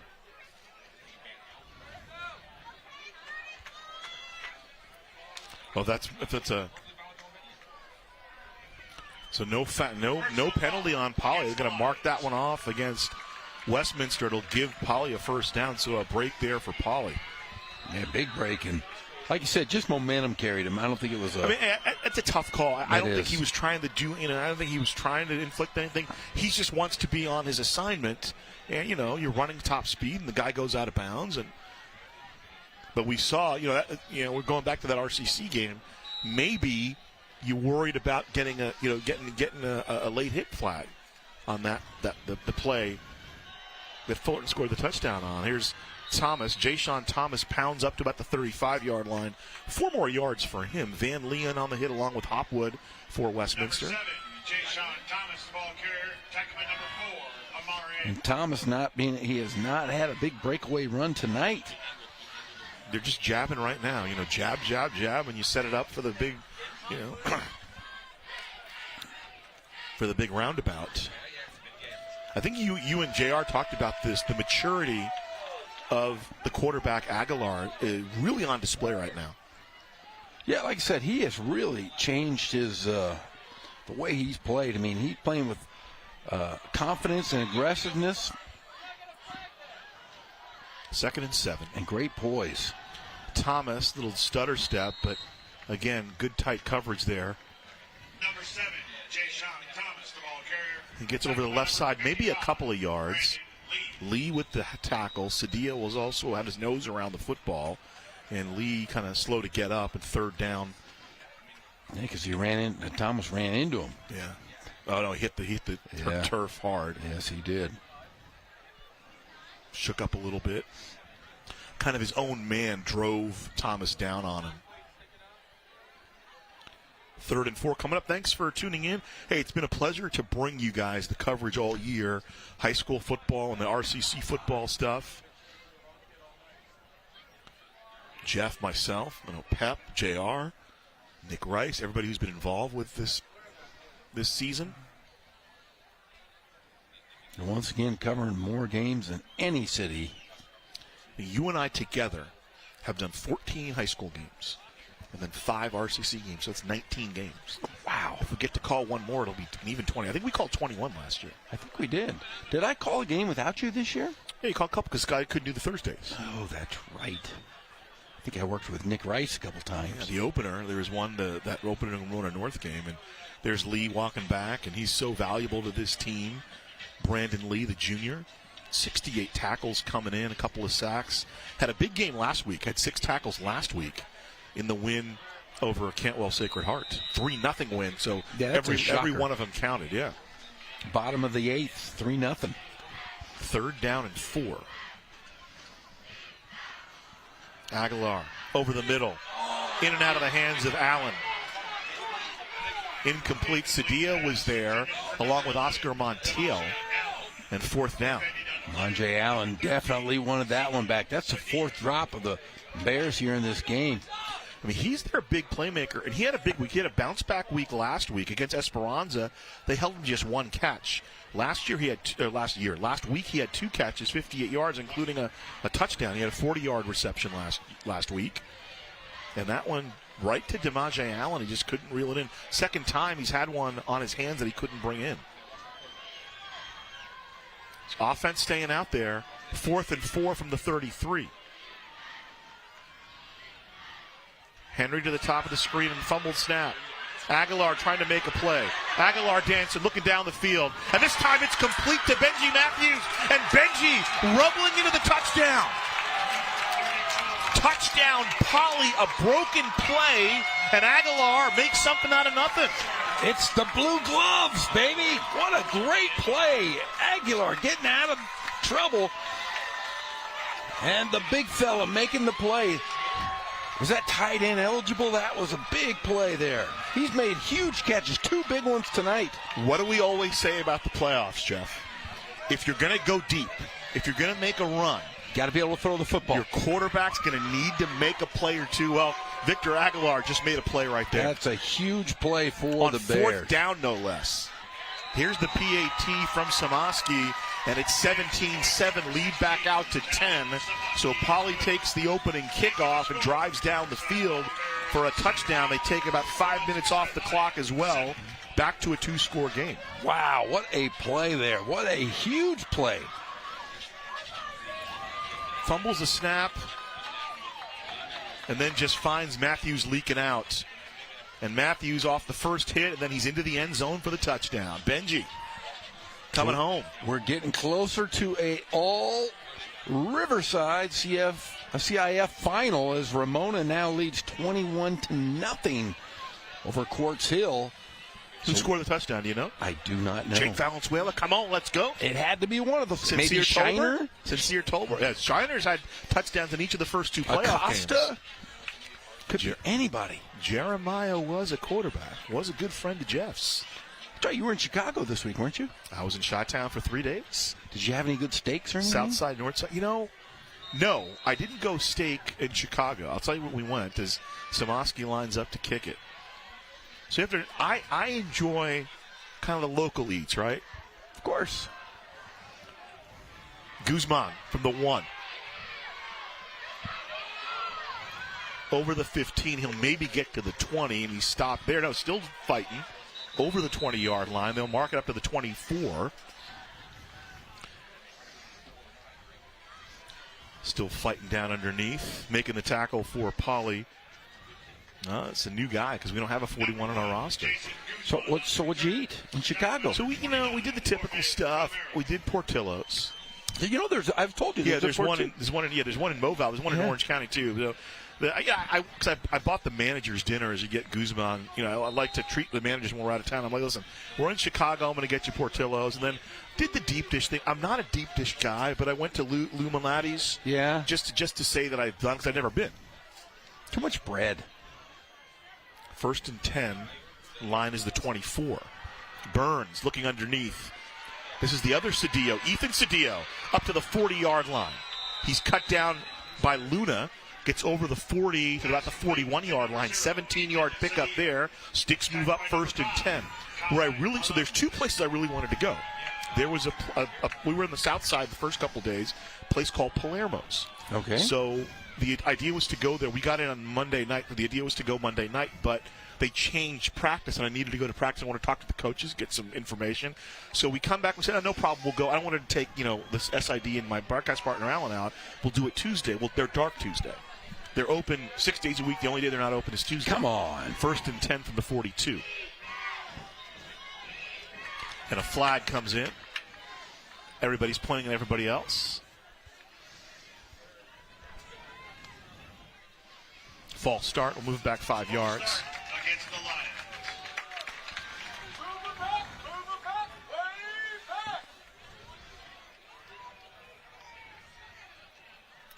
That's the previous play that advanced the ball up to the 41-yard line. But the place I wanted to go was the place that they that showed the Bears based on. It's called The Beef. The Beef, and it's on the kind of the north side off Chicago Avenue. Now, I went there my last day in town. They close at 4. I was thinking about going. I met a friend for lunch, and I was going to go to dinner there. They close at 4. What? So next time, that's where we go. Burns diving forward. So what'd you have on your hot dog? To the 38. I went the full. Actually, Chicago you know dog? When I went to Portillo's, I actually had the Italian beef. You didn't have a hot dog? I didn't. No. They put tomatoes and stuff on their hot dogs, don't they? The Chicago dog. Chicago style. There was a great place in Irvine when I was a student called Chicago, and they had, it was like Tuesday, they had $1 Chicago dogs. Ooh. So, you're a broke student. It's pretty good as you get a look at the sideline. He hasn't had many hot dogs. Look at him. They could still play. He's eating quinoa and artichokes. Yeah, exactly. That's it. Gabriel Ortega to the top of the screen, split out wide. You see him right there. Here's the throw. Burns looking over the middle. The ball is tipped, intended for Guzman, incomplete. 3rd down coming up.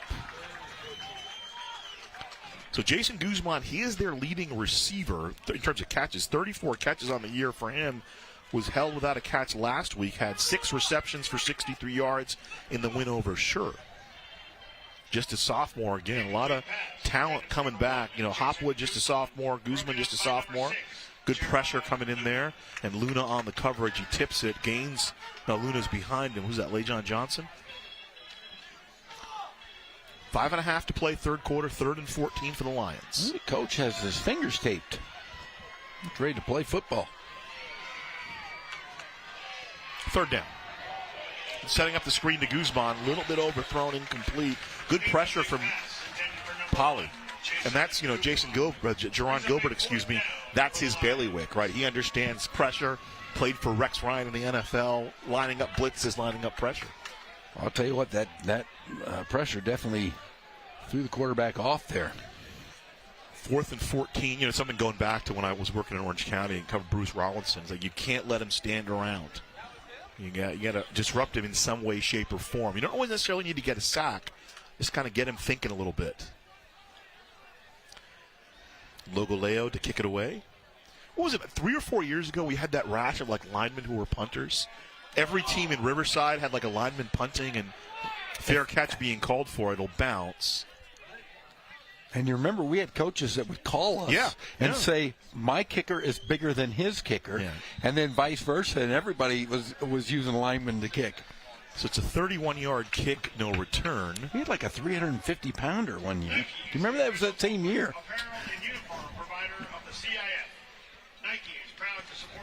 So it was a 33-yard kick, no return, 1st and 10. Polley from the 29. Yeah, no, we had competing players saying, no, we got. Who was it? Which was the team that had a 300-pound punter? There was one team that said, no, our guy is legit $3 bills. Who was that? It was funny though, and there were guys arguing.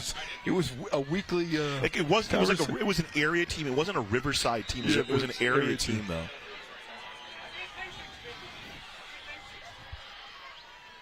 First and 10 from the 29, and expect to get a steady diet of this guy. Surges up to about the 38-yard line. So 8-9 yards on that play. Jayshon Thomas. So Nguyen makes the tackle, and this is now going to become also about controlling the clock a little bit, Jeff. That's going to be the big thing, is you can't turn the ball over, and if you can run the football, get a couple, 3-4 yards and a yard of dust. And the line kind of surging forward for Polley. The 2 guys out front of that play were Morales and Keone Timo.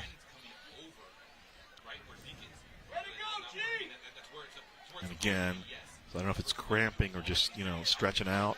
All I know is I want to go lay on the field. I was telling you, I'm having some hip issues right now. I wonder if I went down there, she would stretch me out like that. Think it'd help me? Yeah, are you a proponent of chiropractors? No. Yeah, I'm not either.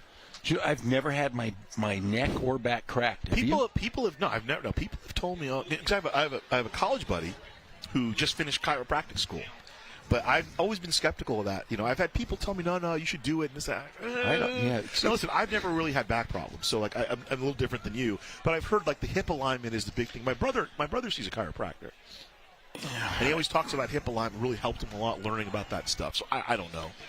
I tend to be skeptical of everything. I'm skeptical myself. I won't go anywhere near a chiropractor. My wife will do it. I won't. I don't want anybody cracking anything. I'll crack my fingers, and that's about it. 2nd and 1 for Poly. Line is the 47. Aguilar looking to throw. They're going to go for it. He's going to go up top to DeMaje Allen, one-on-one, and Allen can't bring it in. Montiel with the coverage. Oscar Montiel on the coverage for Westminster. Oh, and there's a flag. I thought that was pretty good coverage. That was very good coverage. Let's take the replay, but yeah, it looked like it was great coverage. I mean, was there a little hand fighting? Sure, but I mean, did his contact affect the play? I don't know. So Aguilar goes up with it. There's what he got. I mean, see, so he had the arm extended. They threw the flag because his arm was extended, but I don't even know that he contacted him. Yeah, and you see the back of his hand is on him. It's not that he's turned the back of his hand. But it's tough. Coaches teach your players what you can get away with and what you can't get away with, and those happen. And when I played, you always just say you put your back hand because then you're not grabbing. So the ball moves up to the Westminster 47. Poly 17-7 would love to take control with another 7. And here's Thomas right up the middle. And Thomas again drives forward to about the 40. Another 7 yards for him as the clock continues to move. 2nd down and about 3 coming up. Number 7, Jay-Sean Thomas, the ball carrier. Tackled by number 71, Julio Ramirez. So Ramirez made 6 tackles last week. Big Julio Ramirez. I know he missed some time this year with an injury. Look at Thomas just carrying. And he's so good in the second half because he just continues to get better and better. That was, he had 208 yards last week. Most of those were in the second half. Running left this time, pinball down Cedillo there. Also stepping up was Anwar Hernandez for Westminster. Number 7. Stops him short of the first down. Tackled by number 51, Anwar Hernandez. 17-7, Poly efforting their first CIF final since 2014 when they played Redlands East Valley for the Inland Division Championship, and it was a great 36-32, 36-31, something like that. That was Kurt Bruick, Redlands East Valley, against Dennis Brown at Riverside Poly, head coaches.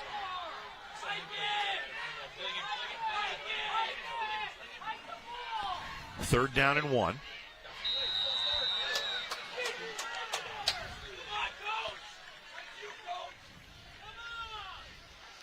Flag on the play. Fans are going crazy out there. False start called on the Bears. It'll back it off 5 yards. So now it goes from a 3rd and 1 to a 3rd and 6.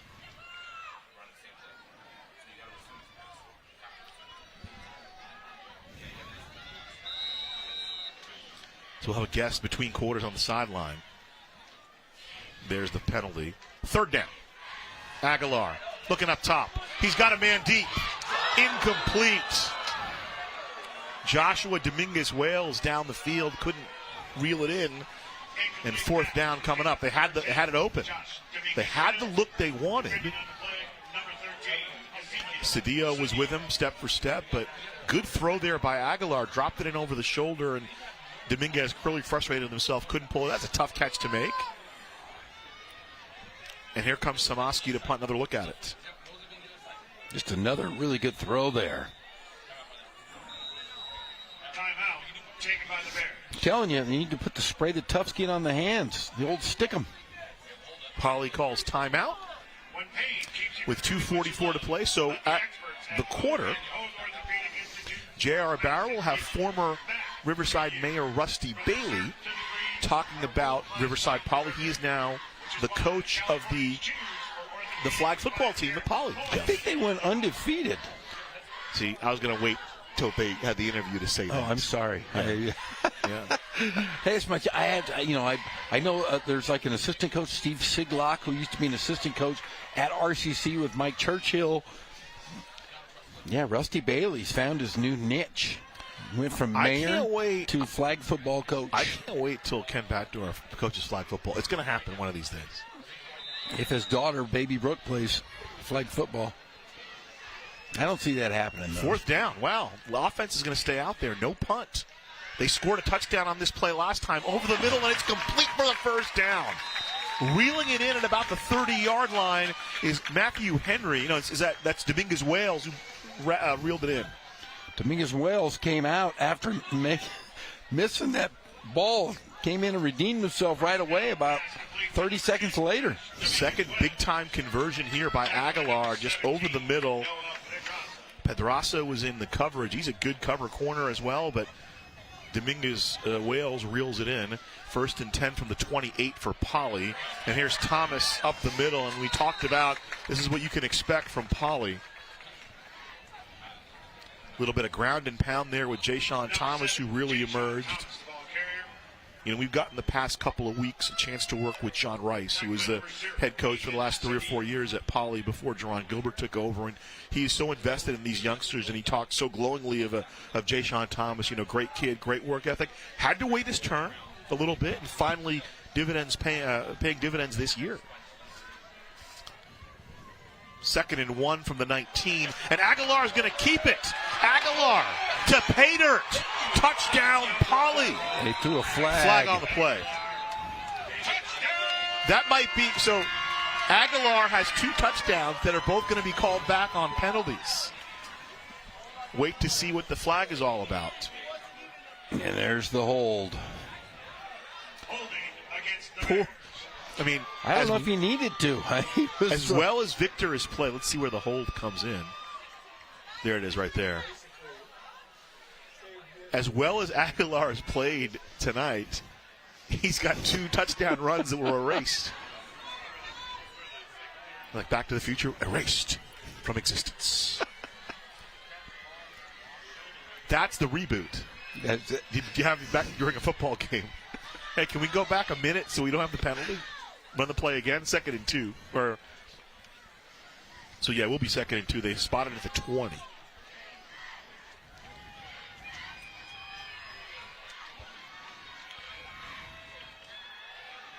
Thomas pounds, still twisting down, and has the 1st down. Down to the 16-yard line. I was a little disappointed because normally Rusty Bailey brings up like food and beverages at halftime. He's big time now. He went from big time to back to reality. Now he's big time again. 1st down. He's a soccer coach too. Did you know that he's multifaceted? Got his hands everywhere, like when he was mayor. From the 16, 1st down. Aguilar slips inside. Now bounces back outside, and he will not be denied. Another flag. Touchdown, Aguilar. Another flag. You're kidding. No, I'm not. So let's sort this flag out as well. That's got to be a record. That's the old Gale Sayers story. Yeah, let's stay right on him. Let's stay right on Aguilar. Look, there he goes. So I think when he was at Kansas, Gale Sayers returned a kickoff for a touchdown, and they got a flag thrown.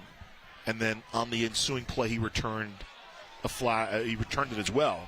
And the coach joked with him, well, you had an 80-yard run and an 85-yard run. It's the longest kickoff return I've ever seen, 165 yards. And Aguilar, for a 3rd time, denied with a penalty. Goes outside. I couldn't quite see the hole, but touchdown Aguilar called back. So the ball moves back to the 23-yard line. Ramona High School looks like they're headed to the CIF championship, up 28-0. Here's Monforti, and he fumbles it. but he regains it, stumbles forward, still on his feet. He juggled the ball in midair, and it looks like he's going to be close to a first down. He kind of threw it to himself, didn't he? Monforte down inside the 10, so just short. He's to the 8, needed to get to the 7 for a first down. So it'll be 1 yard to pick up the first, 2nd and 1. DeMaje Allen split out to the far side. Dominguez Wales in the near slot, split out to the near side. Henry for Poly. Monforte shifting to the outside. Accelerating to the end zone. Is he in? They're going to say he's down at the 1. Number 42, Johnny Monforte, the ball carrier. Don't let Aguilar run it in, though. Yeah. Down to the 1 yard line, 1st and goal. And that's Ethan Cedillo, looks a little bit shaken up. So Monforte with a little change of pace, slips inside, and then it's tripped up there, and the knee, you see the knee down before the elbow down. And we'll switch sides here, and at the break between the 3rd and 4th quarter, we'll send it down to J.R. Ibarra. No, we haven't. The clock stopped running because of the injury. So 1st and goal. This is Ethan Cedillo, the younger brother of Ezekiel Cedillo, flexing out the leg. Let me make sure here. Yeah, Cedillo, Ethan, a junior. Cedillo, Ezekiel is a senior. Couple of, neighborhood schools here, Jeff. Westminster and Poly. Poly, obviously the oldest school in the city of Riverside. And Cedillo looks to be okay. Always like to see a guy get up, walk off under his own power.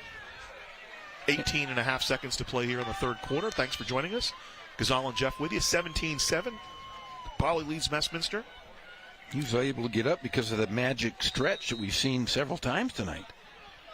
CIF Southern Section Ford Football Championships Division 11 semifinal.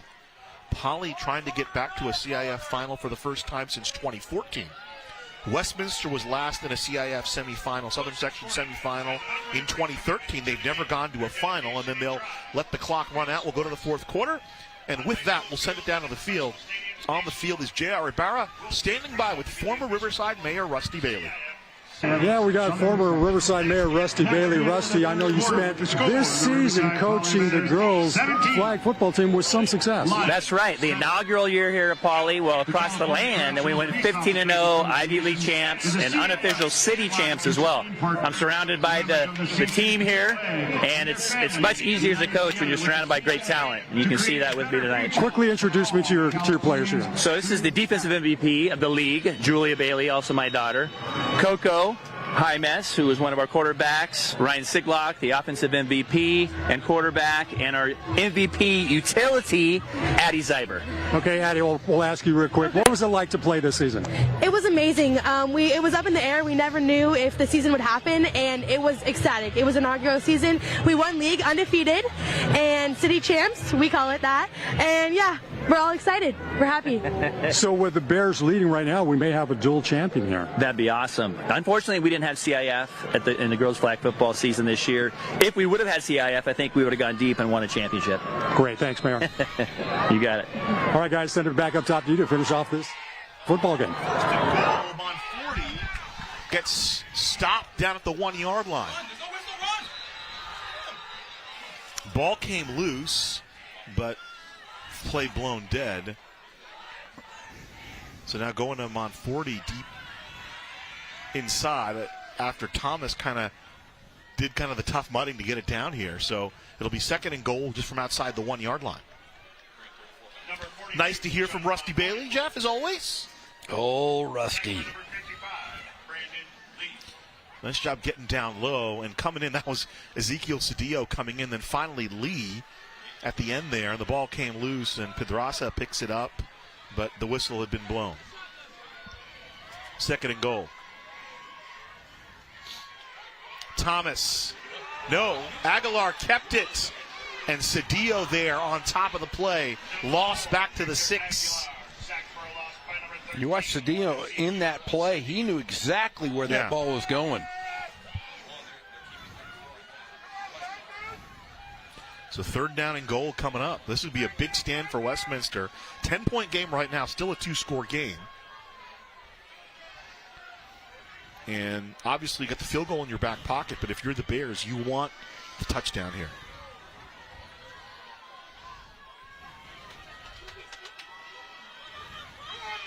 Third and 6.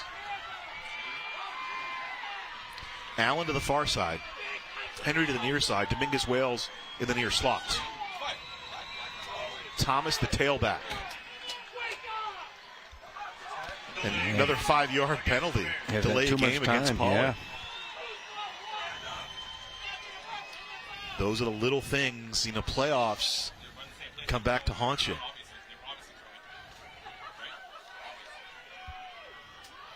Third and goal.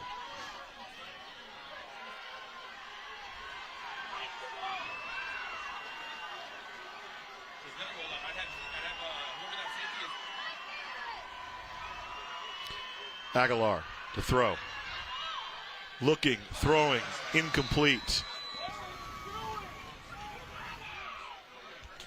Nice play defensively. Gabriel Ortega there. Matt Henry was the intended receiver. Ortega was there, nearly jumped the route. It was a low throw, so it would have been hard to pick, and now here comes the field goal team for the Bears. So a 28-yard field goal attempt for Talon Samoski coming up. Get a look at Jerron Gilbert there in the shot. Poly looking to get back to the CIF final for the first time since 2014. Now, if Poly does win, they will have a home game in the finals, as well as Martin Luther King. If they win, they'll have a home game. Samoski swings the leg, and it's good. So a 2-score game still. So Westminster defense holds. It was first and goal from the 1, and the Lions held Poly to just a field goal.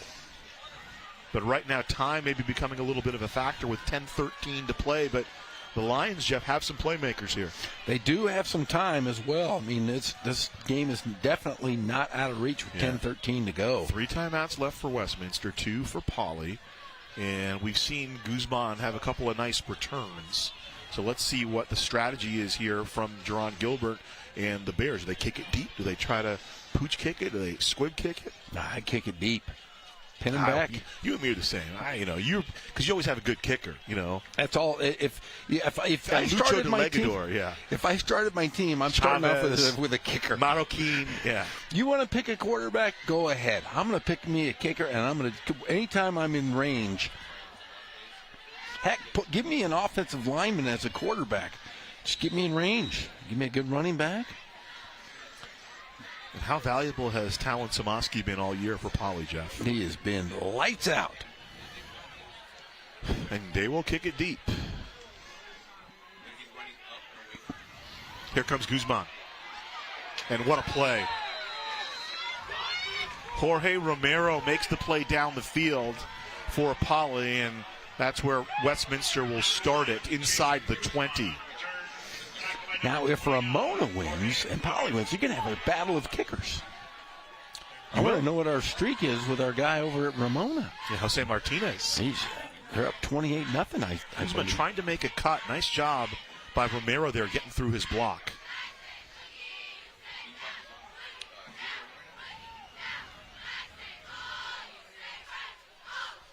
So Westminster comes out. This is a big drive for the Lions, Jeff. I was just told that Ken Batdorf's kicker was the biggest at the time. It was Aiden Rodriguez, 310 pounds.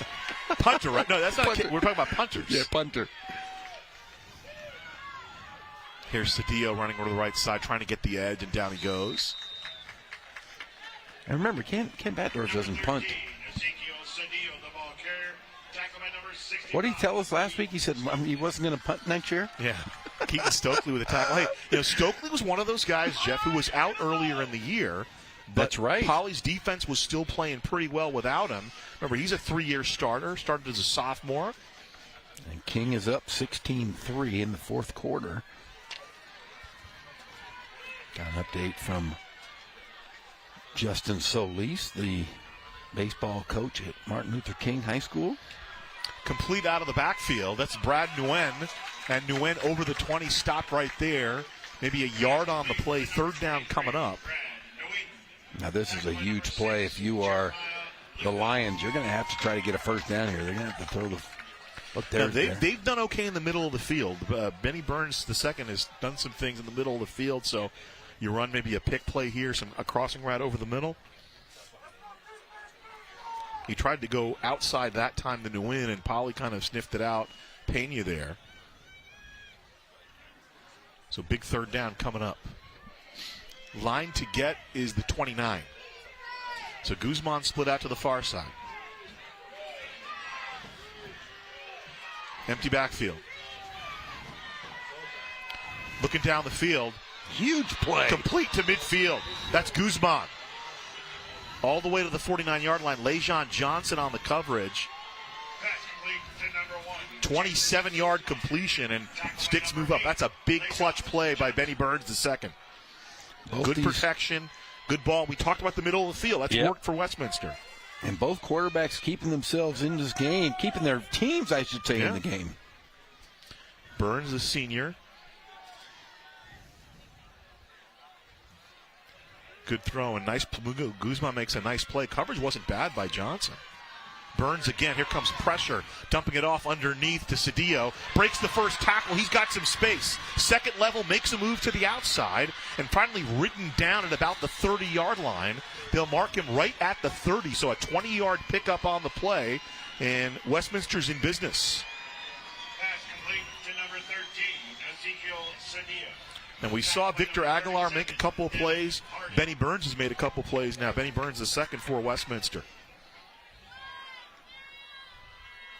Lions predominantly a running team, but we always talk about, hey, if you want to win in the playoffs, quarterback got to make some plays, and Benny Burns II stepping up for the Lions here. 1st and 10 from the 30. Play action. Looking outside. Little miscommunication there. He did have Ethan Cedillo down the field, incomplete. 2nd and 10. Defending on the play, Kai Alum. Kai Alum's down the field. Had 9 tackles in the first 2 games. It goes back to week 10. Poly really, that was their playoff game, right? Yeah. Against Vista Del Lago, who's they're still alive. That just goes to show you how big that win was for them.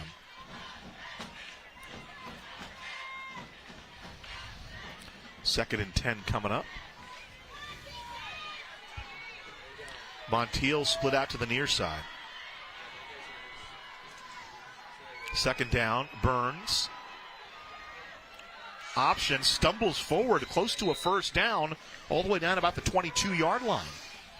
So both Burns and Aguilar have done a nice job throwing the ball, Jeff. They've also done a nice job running the football. Yeah, and Burns in the first half was very, very good at running the football. Not fast, but just playing smart, heady football. Jerron Gilbert runs the defense, the head coach for the Bears of Poly. And there's Burns, a little bit of a hesitation. Big number 79 out in front of him.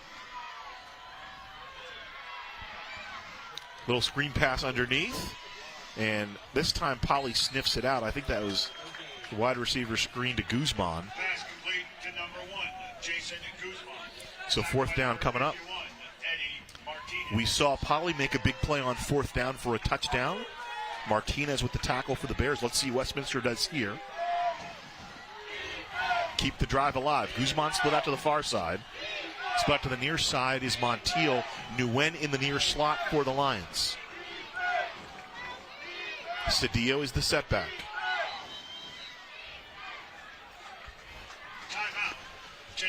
Let's see if the Lions get the ball in space here. Try to get it in the flat. Well, that's what they're going to try to do. But the key is the first down, because you can also stop the clock, and you might want to look at something over the middle of the field, which has worked well for them.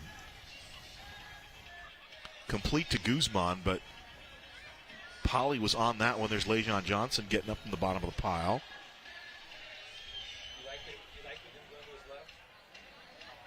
I think if I had another son, I'd name him Lejon. It's a cool name. I like that name. Last 5 games for the Poly defense, Jeff, they've allowed 15.8 points and under 280 yards a game.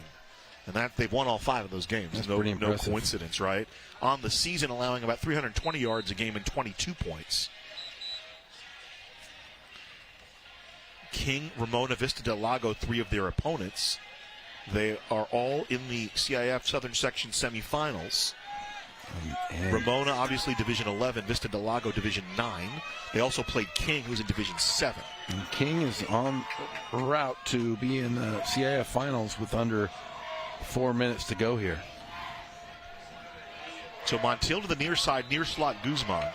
Nguyen split out to the far side for Westminster. Big play, 4th and 3.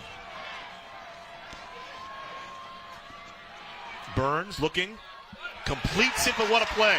Lejon Johnson tackles Pedraza short of the first down. Ball over on downs to the Bears.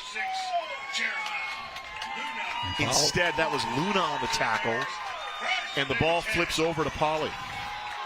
Jeremiah Luna, another multi-year varsity guy, making the tackle. Was good for 7th most on the team last year, and right on top of the play is Luna for the stop. And that Poly defense comes up big yet again, Jeff. Wow, they do. I'll tell you what, they are really playing great football. Can't wait to see a rematch of a game we saw earlier this season. I think you and I called that Ramona Poly game. We did. One-score game. I think it was 35-28. 25-28, yeah. 6:20 to play. And that's you're going to see a lot of this. Jashawn Thomas stopped at the 25-yard line, 2 yards on the play. Thomas, the ball carrier, tackled by number 71, Julio Ramirez. Ramirez on the stop for Westminster.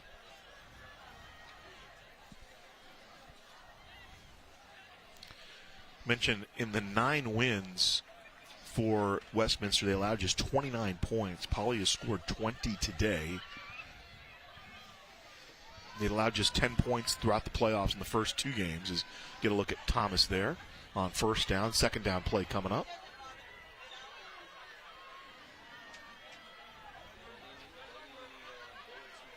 Matthews resets. Aguilar gives to Thomas, who tripped down, and guess who? Ezekiel Cedillo comes in and makes the play. Boy, he has been so fun to watch. Number 7, Jashawn Thomas, the ball carrier. Third down on the field as we near 5 minutes to play here in the fourth quarter. Poly now 5 minutes from reaching the Division 11 final. CIF Southern Section Ford Football Championships here in 2023. First-year head coach Jerron Gilbert had been with your buddy Hugo Navarez over at Jurupa Valley the last 4 years as the D-line coach. Work with Chris Fowler over at Patriot as well. Long Beach City College, Citrus College. Aguilar to throw. That's a bit of a surprise. Complete to Henry. Henry over the 35 and a first down. Henry took a shot. Pass complete to number 81, Matt Henry. Tackled by number 13, Ezekiel Cedillo. So Cedillo on the tackle. Henry back next year. Ball up to the 37, a first down for Poly.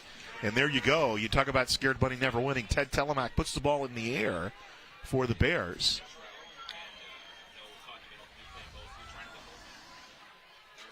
First down and 10 from the 37 for the Bears. There's Benji Matthews lined up to the left of Aguilar.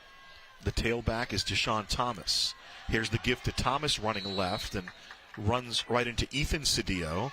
Crosses over to the 38-yard line. Can we just say Cedillo every single time? Because one of them is in every play. It's like, we always make the joke about Jefferson, right? Tackle by Jefferson, tackle by Cedillo. In this case is added advantage of being true. Get a look at the Poly sideline there.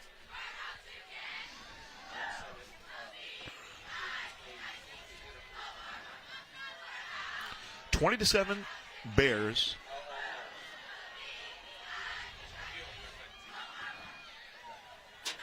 Thomas over the 41-yard line. Hopwood in on the hit. And now Westminster will start calling timeouts.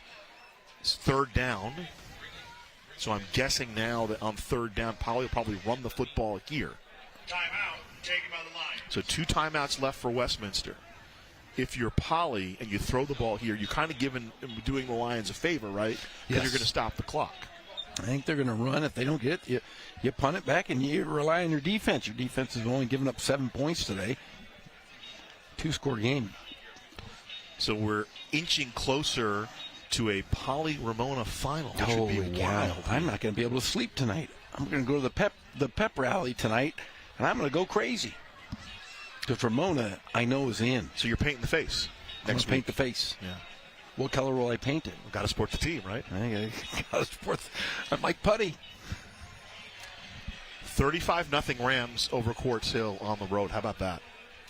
Boy, let's think about that. There are 3 games. They put up 70-0. No, 70 to what was the score? 13. 45-7 or 42-7, I think, last week, and now 35-0. Holy cow! Pretty triumphant march for Ken Mashinsky. I saw Ken Mashinsky today. He was dressed up, had a tie on, getting all excited to go out to Quartz Hill, and rightly so. It was another dominant game from the Rams. 3rd and 6. Aguilar going to throw. Aguilar will be sacked. Legoleo. Bursting through. Kiso Bubba Logoleo, the junior, makes the tackle. No, he's a senior. Sorry. Logoleo is a senior. So 4th and 6, stop the clock, and here's the kick coming from Poly.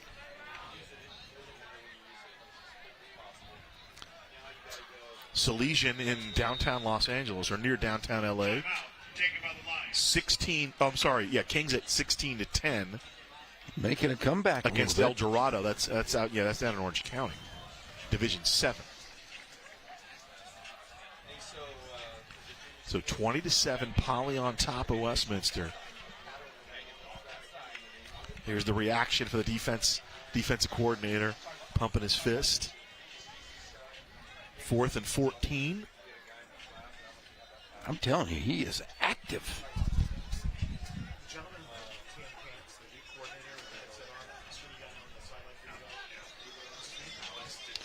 So 3:10 to go, 4th and 14. Alex DiGiacomo, the defensive coordinator for Westminster. That's the gentleman who's very demonstrative on the sideline. His defense obviously doing a great job all season, trying to get one last stand here. So the punt coming up from Samaski.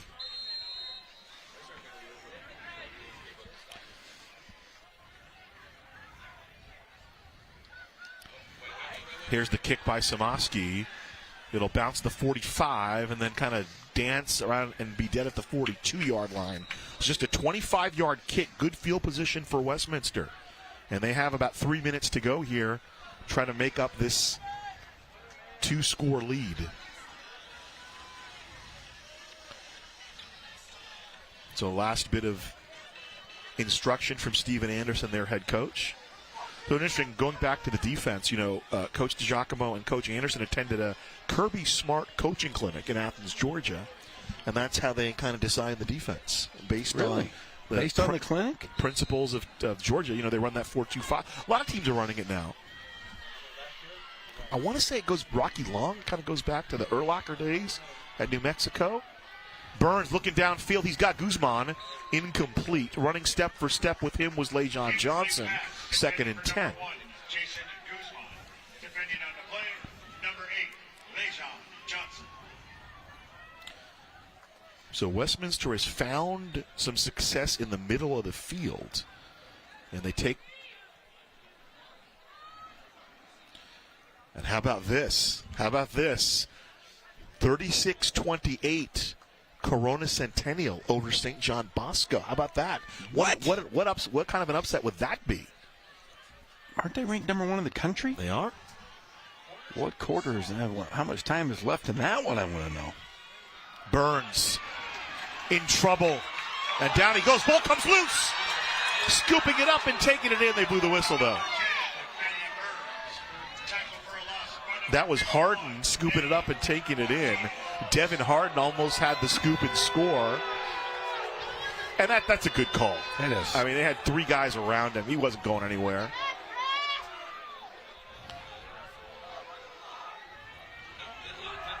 So loss back to the 37-yard line. Get a look at the crowd here.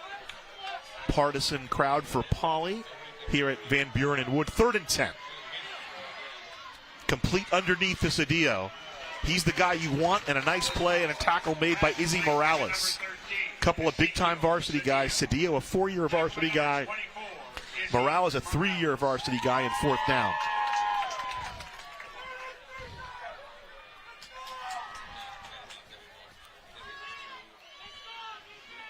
This is the play right here.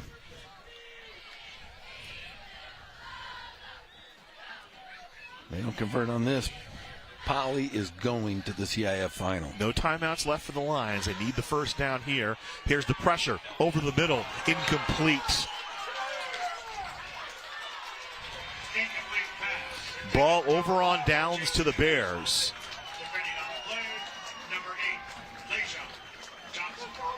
So looks like we're going to have a rematch, I should say, of the two biggest rivals in city history. Two oldest schools. We saw September 15th that Poly and Ramona, and it was Ramona coming away victorious. That we played here, right? Yes. So they'll play here again next week if things hold up. It won't, and we're not sure if it'll be a Friday or Saturday because King will have a home game as well. How cool would it to have both of those games on Friday and Saturday next week?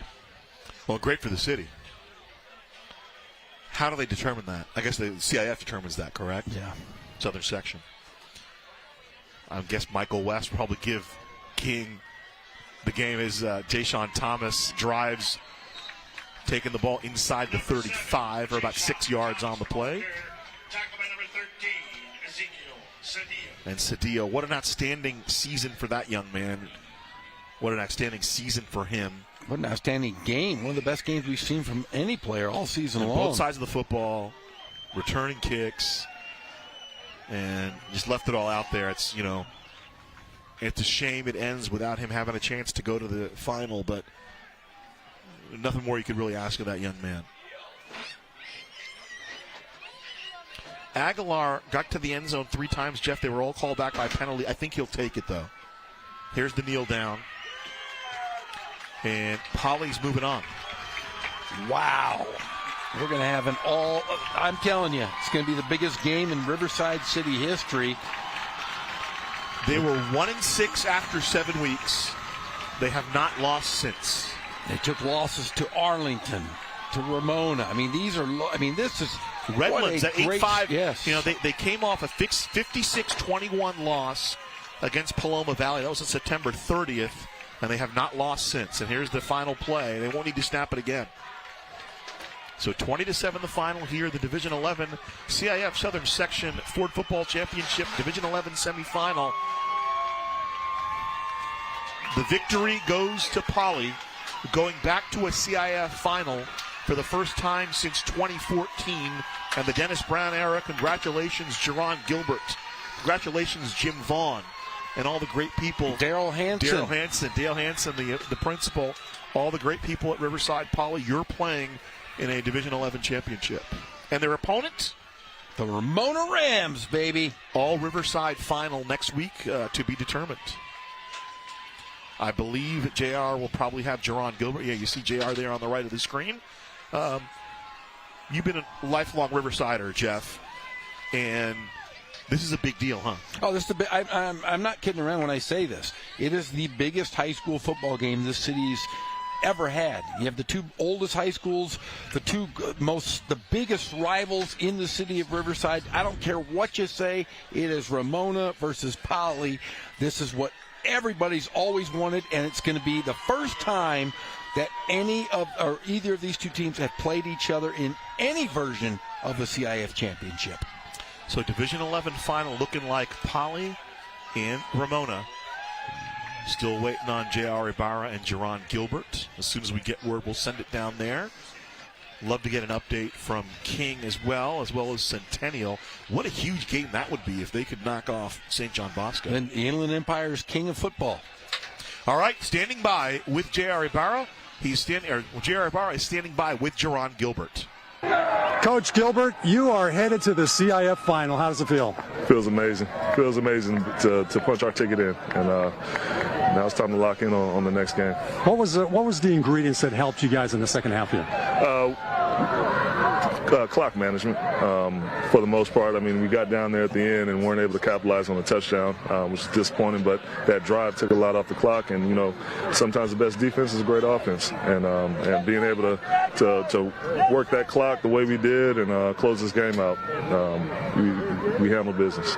And once again, Jay-Sean Thomas, it just seems like in the second half he just begins to come alive. Yeah, and he keeps going. It's a test.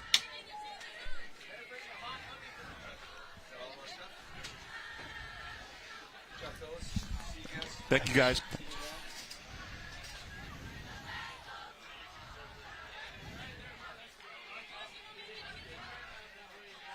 All right, yeah, so we've lost the audio. Oh, now we have it here. Here, we're back.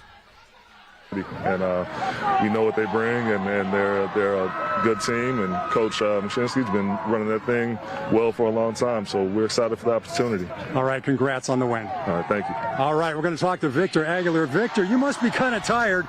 You ran for 3 almost touchdowns there, but they got called back. You know, we prepared really hard for this game. You know, the whole team, we really wanted this. We really needed this. You know, beginning of the season, you know, it was a little shaky, but towards the end, you know, we brought it up, and now we're here. We're in the ship now. So now you're going to face Ramona next week. What are you going to prepare for? Yes, sir. We're just gonna work harder than what we did last week. You know, we're gonna compare. You know, we lost to them in the regular season, but you know.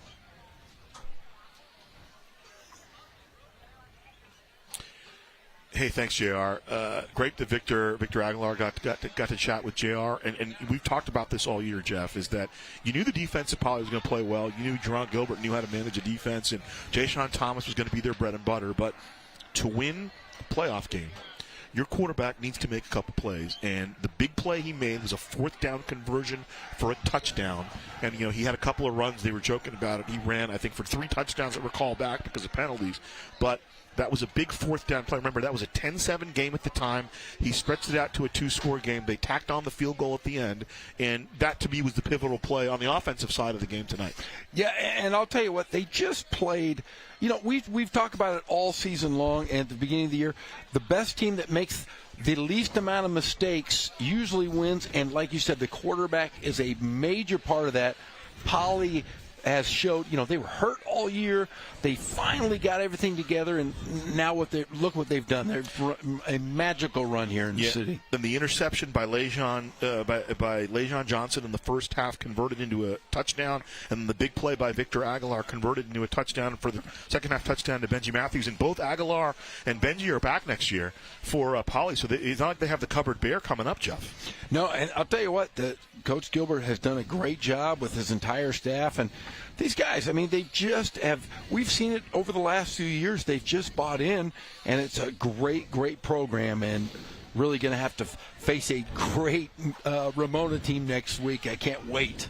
Well, Jeff, listen, it's been great working with you all year, you know, from the beginning of the season throughout the playoffs and the RCC stuff as well. And obviously we have a tremendous crew, and Scott Brocious kind of coordinates that crew, and he leads the leads the team down there. He's kind of the coordinator. He's the guy in the truck, you know, deciding everything. And so I don't know.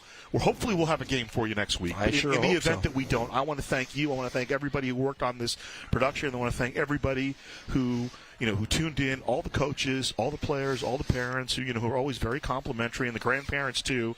And it's been such a blast bringing you this season. Hopefully we get one more game, but there's rights issues and there's entanglements with CIF, so we may not be able to do that for you. But if not, hopefully we're back next week. I'm going to be optimistic about it. Hopefully we're back next week. But if not, what a tremendous year this has been for Riverside football. 2 teams are going to play for a final, and hopefully King gets to play for a final as well. Yeah, I mean, this is just a great year for football. You have CSDR is also playing in the mix. We could have 4 teams playing for a championship, 3 of which can win. 1 cannot. Right, that's right. So the Division 11 champion will be from the city of Riverside. Who that is, we don't know yet. It'll be either Poly or my Ramona Rams. Okay. Well, 20-7 the final here. CIF Southern Section Ford Football Championship Division 11 semifinal. 20 for the Bears, 7 for the Lions of Westminster, who had a tremendous year under their 4th-year head coach, Steven Anderson. Until next time, whenever that may be, for Jeff Gorham and our entire award-winning Riverside TV crew, my name is Ghazal Hassan. So long, everybody.